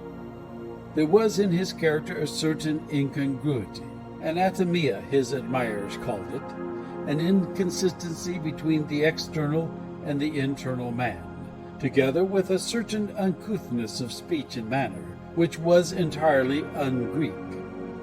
These peculiarities, while they endeared him to his friends, made him many enemies and established a tradition that in later times developed into a tissue of accusations, of which coarseness, arrogance, profligacy, and impiety are but a few. Although it is true that these charges are devoid of even the slightest foundation, we must remember that in the age of Pericles the Athenians were by no means a race of superior beings, and even Socrates, despite his higher moral ideals, did not rise far above his contemporaries in point of moral conduct. The Socratic divinity. Socrates, as is well known, often spoke of a divine sign, or a heavenly voice, which in the great crises of his life communicated to him advice and guidance from above. Many are the suggestions as to what he meant by such allusions. Lewis reminds us that while Socrates, Plato, and Xenophon never speak of genius or a demon, they frequently make mention of a demonic something, damion ti, which Cicero translates divinum quadam. Socrates was a profoundly religious man, and it is quite natural that he should designate as divine the voice of conscience, or as Hermann suggests, the inner voice of individual tact, which restrained him not merely from what was morally wrong, but also, as in the case of his refusal to defend himself, from whatever was unwise or imprudent. This voice was probably nothing more than a vague feeling for which he himself could not account, a warning coming from unexplored depths of his own inner consciousness. Sources. Socrates, so far as we know, never wrote anything. It is certain that he committed none of his doctrines to writing. We are obliged, therefore, to rely for our knowledge of his teaching on the accounts given by Plato and Xenophon. Aristotle also speaks of the doctrines of Socrates, but he tells us nothing which may not be found in the writings of the two disciples who stood in so close personal relation with their master. It has been said that Plato and Xenophon present different views of Socrates, and to a certain extent the statement is correct. But the views which they present are pictures which supplement rather than contradict each other. Xenophon wrote his Memorabilia as a defense of Socrates. Being of a practical turn of mind, and wholly unable to appreciate the speculative side of Socrates' teaching, he attached undue importance to the ethical doctrines of his master. Plato, with deeper insight into the philosophical phase of Socrates' mind, draws a picture of the sage which fills in and perfects the sketch left us by Xenophon. It is well to remember, moreover, that the doctrines of Socrates were of necessity difficult to describe. The teaching of one who never wrote even an essay on philosophy must necessarily be lacking in the compactness and conciseness which are possible only in the written word. Socrates' philosophy. General character of Socrates' teaching.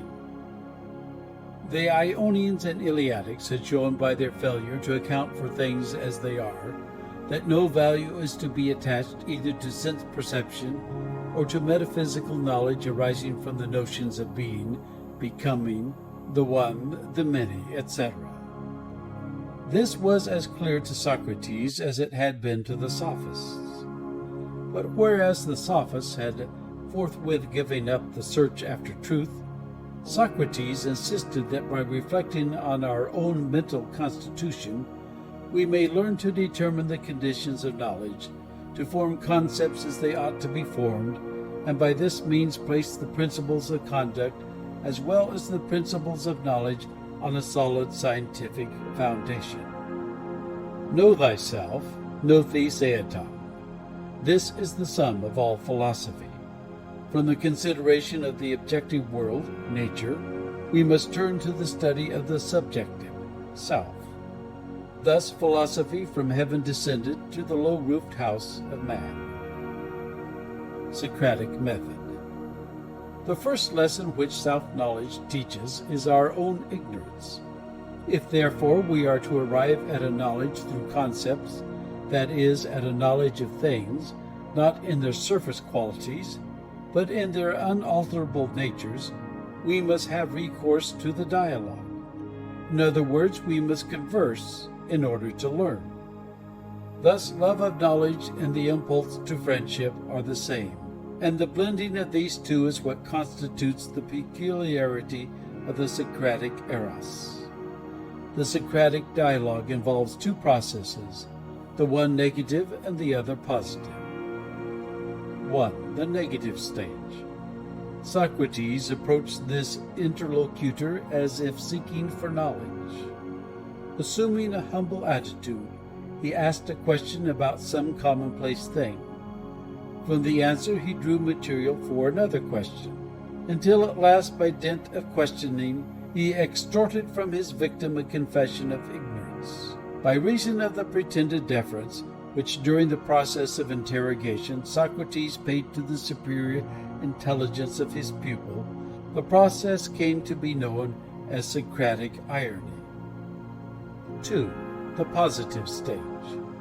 Socrates now proceeded by another series of questions to add together, as we say, particular instances, until finally the pupil was made to arrive inductively at a concept, that is, at an idea of the unalterable nature of the subject discussed.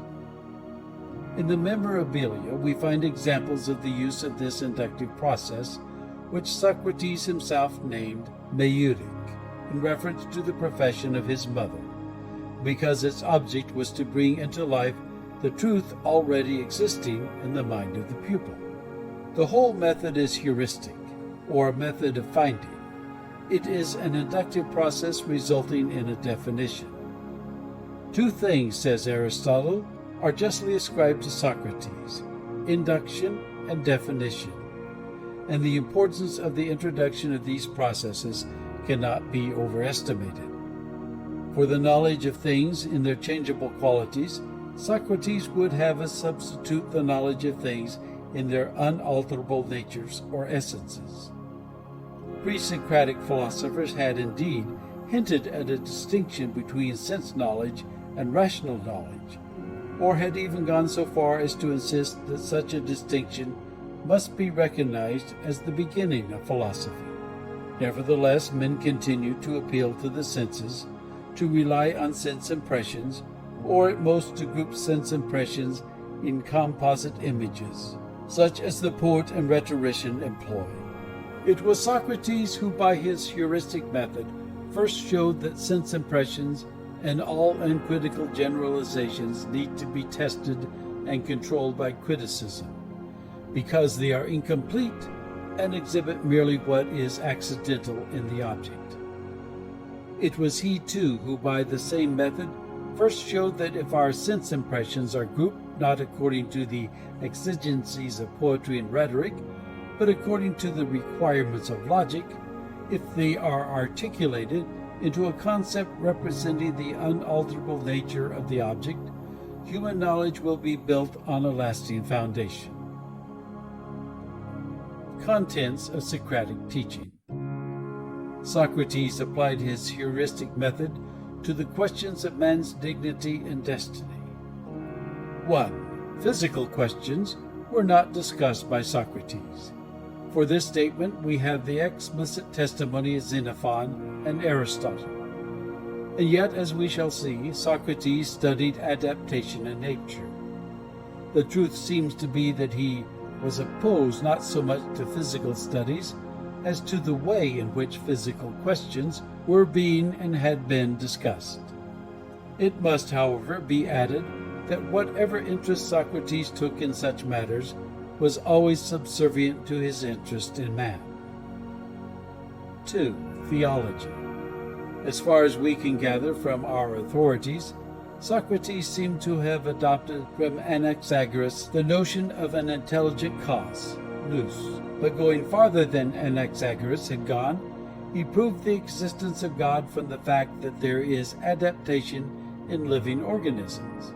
In the course of his argument, he formulated a principle which has served as major premise in every teleological argument since his time. Whatever exists for a useful purpose must be the work of an intelligence. We find, moreover, traces of the argument from efficient cause. If man possesses intelligence, he from whom the universe proceeds must also possess intelligence. Nevertheless, Socrates accepted the current mythology, at least so far as external worship is concerned, advising in a well-known passage that in this matter each one should conform to the custom of his own city. 3. Immortality. Although Plato represents Socrates as considering dilemmatically either death ends all things or it does not, there can be no doubt as to Socrates' belief in the immortality of the human soul. It may be that he thought the dialectical proof of the doctrine to be beyond the power of the human mind, but the depth of his personal conviction cannot for a moment be questioned. 4. Ethics. If Socrates taught men how to think, it was with the ultimate intention of teaching him how to live. All his philosophy culminates in his ethical doctrine. In fact, he was the first not only to establish a scientific connection between speculation and ethical philosophy, but also to give an analysis of happiness and virtue, which was capable of further systematic development. The supreme good of man is happiness, and by happiness Socrates meant not a mere eudoxia, which depends on external conditions and accidents of fortune, but an eupaxia, a well-being which is conditioned by good action.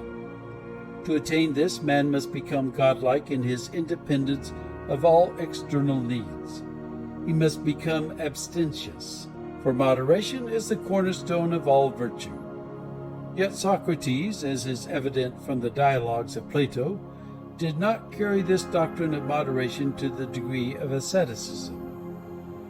More important even than moderation is the cultivation of the mind. To be happy, one must build his happiness not on his perishable things of the external world, but on the enduring goods which are within us, on a mind free from care and devoted to the acquisition of knowledge. For knowledge is virtue. This is perhaps the most characteristic of all Socrates' ethical doctrines, the identification of speculative insight with moral excellence. A Socrates epistemes vet aenai visasas tas aretas. No man intentionally does wrong, he says, for that would be intentionally to make himself unhappy. Knowledge is therefore the only virtue, and ignorance is the only vice. Yet when Socrates comes to speak of particular instances of virtue, he leaves the high level of virtue knowledge and descends to commonplace utilitarianism or customary morality. In the dialogues of Xenophon, he almost always bases his moral precepts on the motive of utility. We should endure privations because the hardy man is more healthy. We should be modest because the punishment of the boastful is swift and sure. And so with the other virtues. This inconsistency is a defect which mars all the beauty of the Socratic system of ethics. Historical position. The philosophy of Socrates is best judged in the light of the influence which it exercised upon the Platonic and Aristotelian systems of thought. His pupils, Plato and Aristotle, are the best proofs of Socrates' title to a place among the world's greatest teachers. Looking at his philosophy as a body of doctrine, we find that it contains 1. A reform in philosophic method, the foundation of induction. 2. The first systematic inquiry into the conditions of knowledge, the foundation of epistemology. 3. The first system of ethics, the foundation of moral science. Important as were these contributions to philosophy, more important was the influence which Socrates exerted by his life and character. He appeared in an age that was tired of vain speculation and pretended wisdom. Among a people then, as always, more apt to be impressed with concrete presentation than with abstract reasoning, and by his many virtues, as well as by his whole-souled devotion to truth, he convinced his contemporaries that knowledge is attainable, and that a higher and nobler life may be reached through a systematic study of the human mind. By living the life of an ideal philosopher, he taught his countrymen to respect philosophy and to devote themselves to the pursuit of wisdom. Among those who felt the influence of the Socratic teaching, there were some who failed to appreciate the full meaning of the doctrine of the Master, and merely applied his moral precepts to practical questions. Of these, the best known is Xenophon. There were 2, Plato and Aristotle, who penetrated the speculative depths of Socrates' thought and developed his teaching into a broader and more comprehensive Socratic philosophy. There were still others who, addressing themselves to one or the other point of the teaching of Socrates, developed that point in conjunction with some elements borrowed from the Pre-Socratic Schools. These latter are known as the imperfectly Socratic philosophers. The following is the conspectus of the imperfectly Socratic schools, showing their derivation. Socratic dialectics. Megarian or Aristic schools. Euclid. Electic elements. Elean school. Phaedo. Eleatic element. Socratic ethics. Cynics. Antisthenes, borrowed from Gorgias. Hedonists. Aristippus, borrowed from Protagoras. Megarian school. The Megarian school, to which Euclid and Stilpo belonged, made Eleatic metaphysics the basis of a development of Socratic ethics. Euclid. Life. Euclid of Megara, the founder of this school, was a disciple of Socrates, and if the story told by Gellius be true, was so devoted to his teacher that at a time when all Megarians were forbidden under pain of death to enter Athens, he would often steal into the city in the obscurity of evening in order to sit for an hour and listen to the old man eloquent. Sources. We have no primary sources of information concerning the Megaric school, and our secondary sources are few and unsatisfactory. Schleiermacher, however, has shown that the philosophers alluded to in Plato's Sophistes are the Megarians. If we make use of this passage of Plato, we have the following points of doctrine. Doctrines. The starting point. The Megarians started with the Socratic doctrine of concepts. If intellectual knowledge is knowledge through concepts, then the concept represents that part of a thing which never changes. The development. Granted now that, as Parmenides taught, change and becoming are inconceivable, it follows that the unchangeable essences which concepts represent the bodiless forms, eisomata ide, are the only reality, and that the world of sense forms is an illusion. Connected with this denial of becoming is the assertion that the actual alone is possible. For this we have the express testimony of Aristotle. The doctrine of God. The union of Socratic and Eleatic elements is further apparent in the Megaric doctrine of the good. The good, according to Socrates, is the highest object of knowledge. Being, too, as the Eleatics taught, is the highest object of knowledge. Euclid, therefore, considered himself justified in transferring to the good all that Parmenides had said about being. The good is one.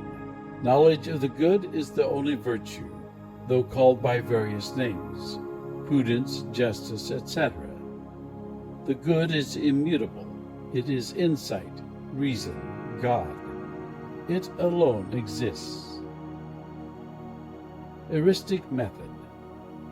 In order to defend their views, the Megarians availed themselves of the indirect method of proof, following in this the example of Zeno.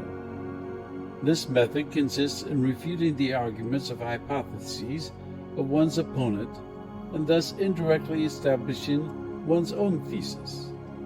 Later, however, the followers of Euclid exceeded all precedent in their use of this method of strife, and vied with the worst of the Sophists in captious quibbling. Historical position. This one-sided Socratism takes for its starting point the Socratic dialectic of concepts, which it develops in union with Eleatic doctrines by means of the method introduced by Zeno and Elia. The Elean School. This school, founded by Plato, the disciple of Socrates, so often mentioned in the Platonic dialogues, is virtually a branch of the Megarian school. It was removed from Elis to Eretria by Menedemus, died about 270 BC, and was henceforth known as the Eretrian school. His doctrines are practically identical with those of Euclid. The Cynics. The doctrines of the Cynics were developed from Socratic ethics, which were combined with certain dialectical and rhetorical elements derived from the Eleatics and from Gorgias the Sophist. Antisthenes. Life. Antisthenes, the first of the Cynics, was born at Athens about the year 436 BC. Early in life he associated himself with the Sophists, becoming, according to Diogenes Laertius, a disciple of Gorgias. When therefore, after the death of Socrates, for whose teaching he had abandoned the company of the Sophists, Antisthenes set up a school of his own, he was merely returning to his old profession. The school which he established met in the gymnasium of Cynosarges, whence, according to some writers, comes the name of the school, although it is not less probable that the name was originally a nickname, Kunes, given to the Cynics because of their well-known disregard for social conventionalities. Indeed, it is said that Antisthenes, who happened to resemble Socrates in personal appearance, imagined that he heightened the resemblance by perverting the Socratic doctrine of moderation and abstemiousness into something bordering on a savage indifference to everything decent. He must not, however, be held accountable for the extravagances of the latter Cynics. Of these the best known are Diogenes of Sinope, Crates, Menedemus, and Menippus. Sources. Our knowledge of the doctrines of the Cynics is derived entirely from secondary sources. Chief among these are Diogenes, Laertius, Stobaeus, Sextus Empiricus, and some of the Church Fathers, such as Clement of Alexandria.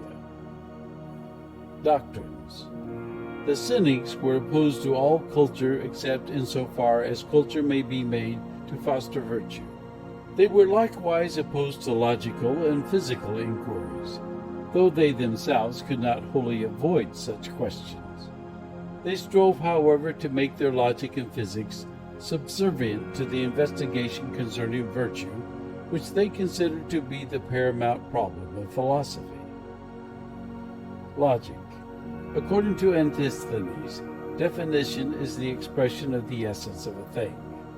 The only definition, however, which Antisthenes admits is the setting forth of the component parts of a thing. The simple cannot be defined. He opposed the Platonic theory of ideas, using, it is said, the following argument: Ho Plato, epon men horo, hypotheta deux horo. To which Plato is said to have answered, "What you say is true, for you possess the eye of the body with which you see the horse, but you lack the mental eye by which the concept of horse is perceived." Antisthenes then believed that the individual alone is real, from which it follows that identical judgments alone are valid. Everything should receive its own name, and no other. We may say man is human, or the good is good, but we may not say that man is good, whence, as Aristotle and Plato expressly tell us, the Cynics concluded that contradiction is impossible, and that all propositions are equally true. The practical import of this nominalism is seen in the use which the Cynics made of the dialectical method of the Sophists. Ethics. According to Socrates, virtue is the highest good. According to Antisthenes, virtue is the only good, and vice the only evil. Everything else, riches, honors, freedom, health, life, poverty, shame, slavery, sickness, and death, is indifferent. The greatest of all errors is to suppose that pleasure is good. "I had rather be mad," Antisthenes said, "than to be glad." Now the essence of virtue is self-control, that is, independence of all material and accidental needs. Against all the needs of body and mind, the Cynics strove to harden themselves by renouncing not only pleasure and comfort, but also family, society, and religion. The virtuous man is truly wise. He alone is godlike. Wisdom is an armor which no temptation can pierce, a fortress that cannot be assailed. Consequently, he who has once attained wisdom can never cease to be virtuous. Historical position. The philosophy of the Cynics is a one-sided development of Socratic teaching. The direction which this development took was due less to the logical exigencies of the Socratic premises from which it was deduced, than to the peculiar character of the founder of the school. Antisthenes was by temperament narrow-minded and obstinate, impervious to culture, a man of strong will, but of mediocre intellectual ability. He was, we are told, rebuked by Plato for his lack of polish.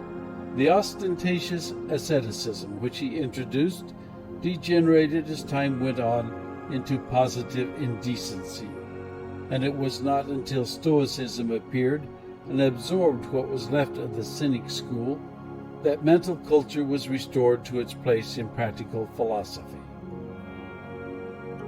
Cyrenaic School.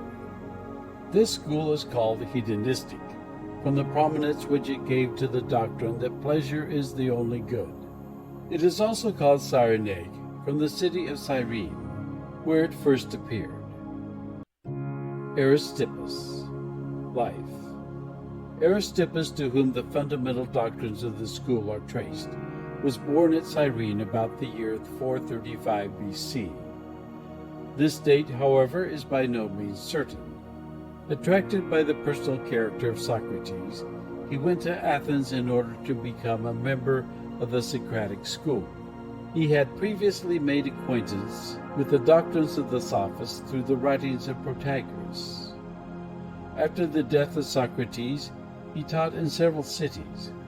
Indeed, he seems to have spent a great part of his life wandering about without any fixed abode, although it is probable that in his old age he returned to his native city and there established his school.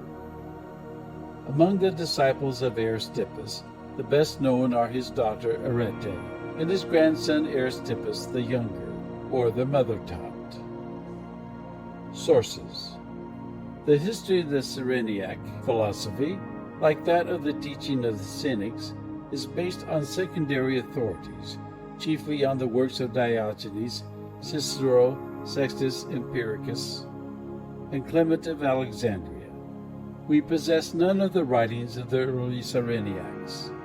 Indeed, it is sometimes even questioned whether it was Aristippus, the founder of the school, or his grandson, the Mother-taught, who first reduced Cyrenaic doctrines to a system.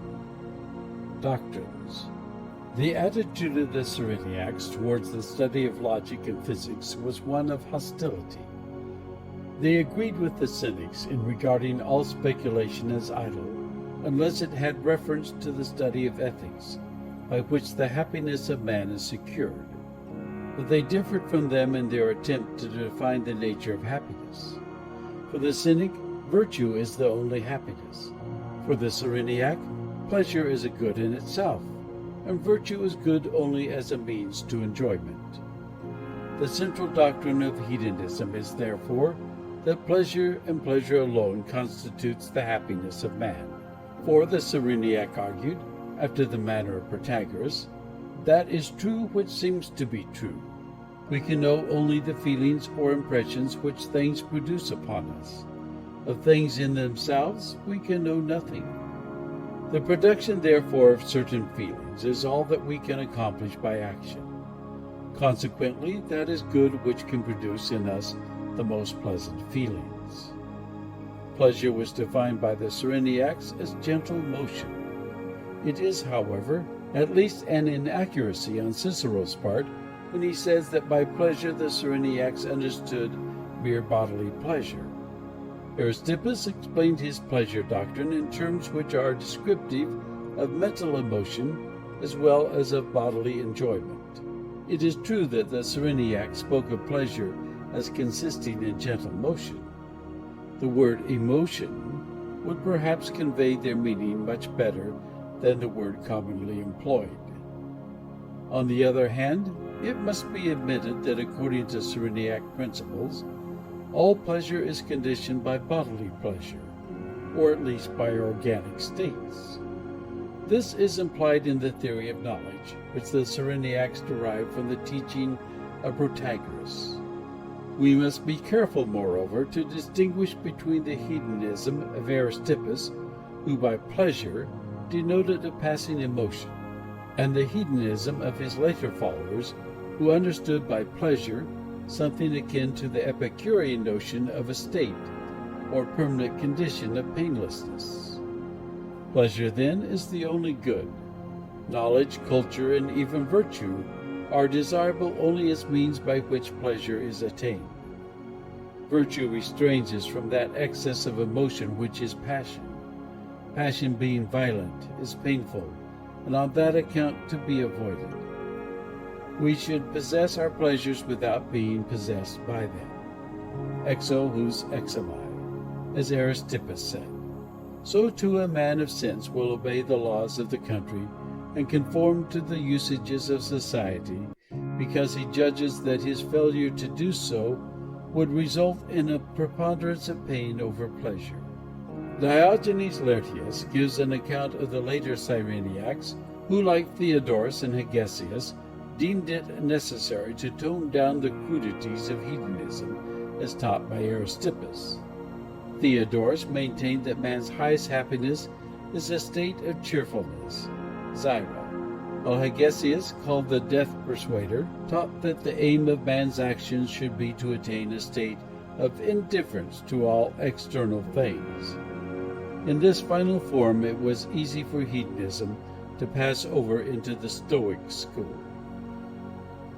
Historical position. The development of the Cyrenaic philosophy, like that of the Cynic doctrine, was due more to the personal character of the founder of the school and to the social atmosphere of the city where the school was founded than to the requirements of the Socratic system from which it arose.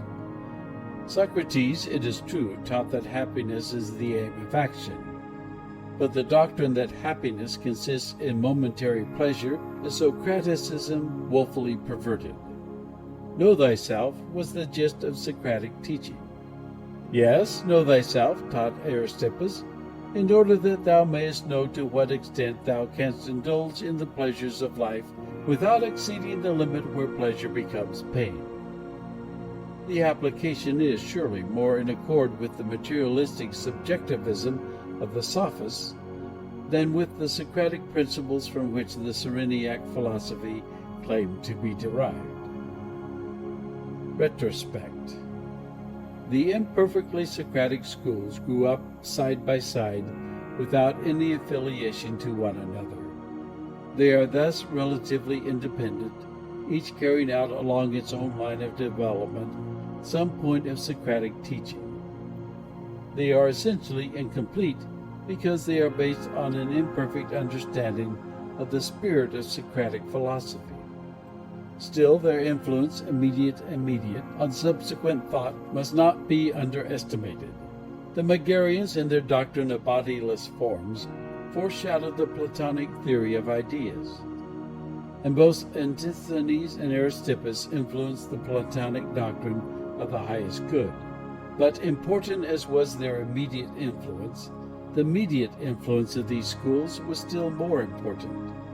The age of Socrates was one that called for great constructive efforts. It was an age that could appreciate Plato and Aristotle rather than Aristippus and Antisthenes. Later, however, there came a time when the political condition of Greece was such that men could well be persuaded to withdraw from the world of sense, from the problems of being and becoming, in order to adopt a self-centralized culture as the only means of happiness. It was then that the influence of the imperfectly Socratic schools was felt. The Stoa adopted substantially the moral teachings of the Cynics, the skepticism of Pyrrho, and the academics sprang from the doctrines of the Megarians, while the school of Epicurus renewed hedonistic ethics by teaching a system identical in its principal tenets with the philosophy of the Cyrenaics. There is thus no continuity of development through these intercalary schools to Plato and Aristotle. Plato, entering into the spirit of Socratic philosophy more fully than the imperfect disciples had done, expanded the Socratic doctrine of concepts into the theory of ideas, and gave to Socratic ethics a broader foundation and a more enduring consistency.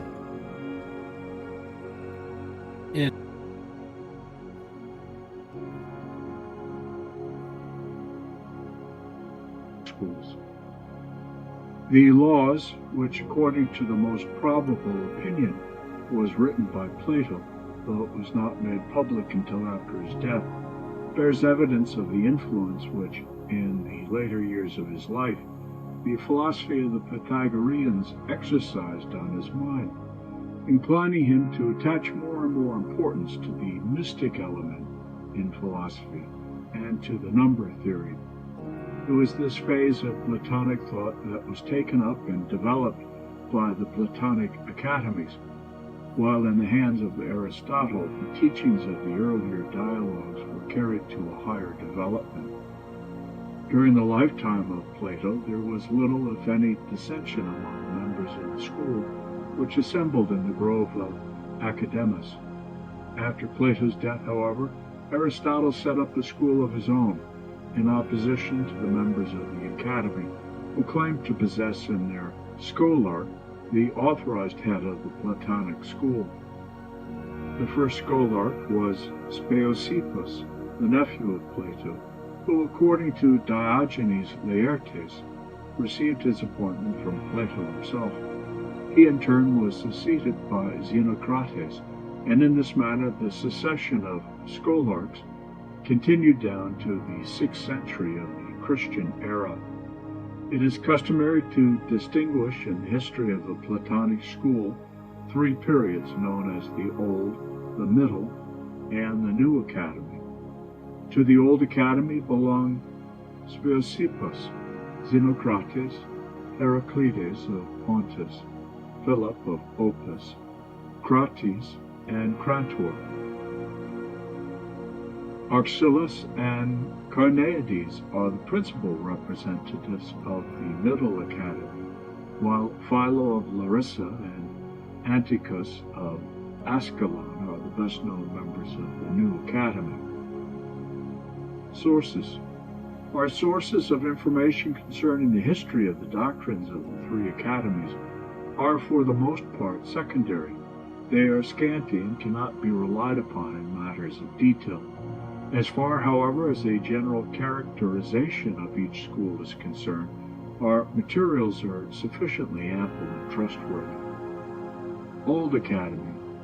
The Old Academy flourished from the death of Plato, 347 BC, until the appearance of Arcesilaus as scholar, about 25 BC. It is distinguished by its interpretation of the Platonic theory of ideas in accordance with the number theory of the Pythagoreans. Speusippus seems to have substituted numbers for ideas, assigning to them all the attributes, including separate existence, which Plato in his earlier dialogues had attributed to the ideas. Although according to Theophrastus, Speusippus devoted but little attention to the study of the natural sciences. On one important point of physical doctrine, he differed from Plato, maintaining, if we are to believe our Neo-Pythagorean authorities, that the elements are 5, not 4, and deriving these 5, after the manner of Phylos, from the 5 regular figures. If, as is probable, Aristotle in Analytica Posteriora 2:1397a6 is speaking of Speusippus, the latter maintained that in order to know anything, we must know everything. Xenocrates continued to combine, as Speusippus had done, the number theory of the Pythagoreans with Plato's doctrine of ideas.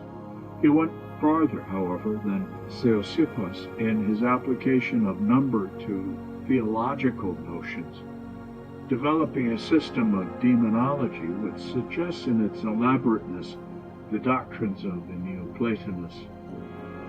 Heraclides of Pontus is remarkable for having taught the diurnal revolution of the earth on its axis and the immobility of the fixed stars. These views were first proposed by Hicetus of Sicily and by Ecphantus, who was also a Sicilian. Our authorities are Theophrastus and Plutarch. Philip of Opus is generally believed to be the author of Epinomus and the editor of the Laws, of which the Epinomus is a continuation. Crates and Crantor devoted themselves mainly to the study of ethical problems. Middle Academy. The Middle Academy was characterized by an ever-increasing tendency to skepticism. Chronologically, it belongs to the third period of Greek philosophy, and in its spirit and contents it is more in keeping with the post-Aristotelian age than with the time of Plato and Aristotle. Arcesilaus, who was born about 315 BC, is regarded as the founder of the Middle Academy. He combated the dogmatism of the Stoics, maintaining that, as according to the Stoics, the criterion of truth is perception, and as a false perception may be irresistible as a true one, all scientific knowledge is impossible. It is therefore, he concluded, the duty of a wise man to refrain from giving his assent to any proposition, an attitude of mind which the academicians called forbearance. Still, Arcesilaus would grant that a degree of probability sufficient for intelligent action is possible. Carneades lived from about 210 to 129 BC. Consequently, he was not the immediate successor of Arcesilaus, whose principles he developed into a more pronounced system of skepticism. He held that there is no criterion of truth, that what we take to be true is only the appearance of truth, which Cicero renders probabile visum. New Academy. After the death of Carneades, the Academy abandoned skepticism and returned to the dogmatism of its founder.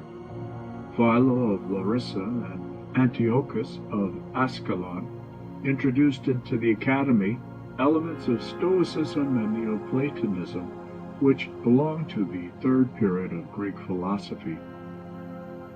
Historical position. The academics, although they were the official representatives of Platonic philosophy, failed to grasp the true meaning of the theory of ideas. By introducing Pythagorean and other elements, they turned the tradition of the Platonic school out of the line of its natural development, and ended in adopting a skepticism or a dogmatic eclecticism, either of which is far from what should have been the logical outcome of Plato's teaching. They are to Plato what the imperfectly Socratic schools are to Socrates. The continuity, therefore, of Platonic thought is not to be looked for in these schools, but rather in the school founded by Aristotle.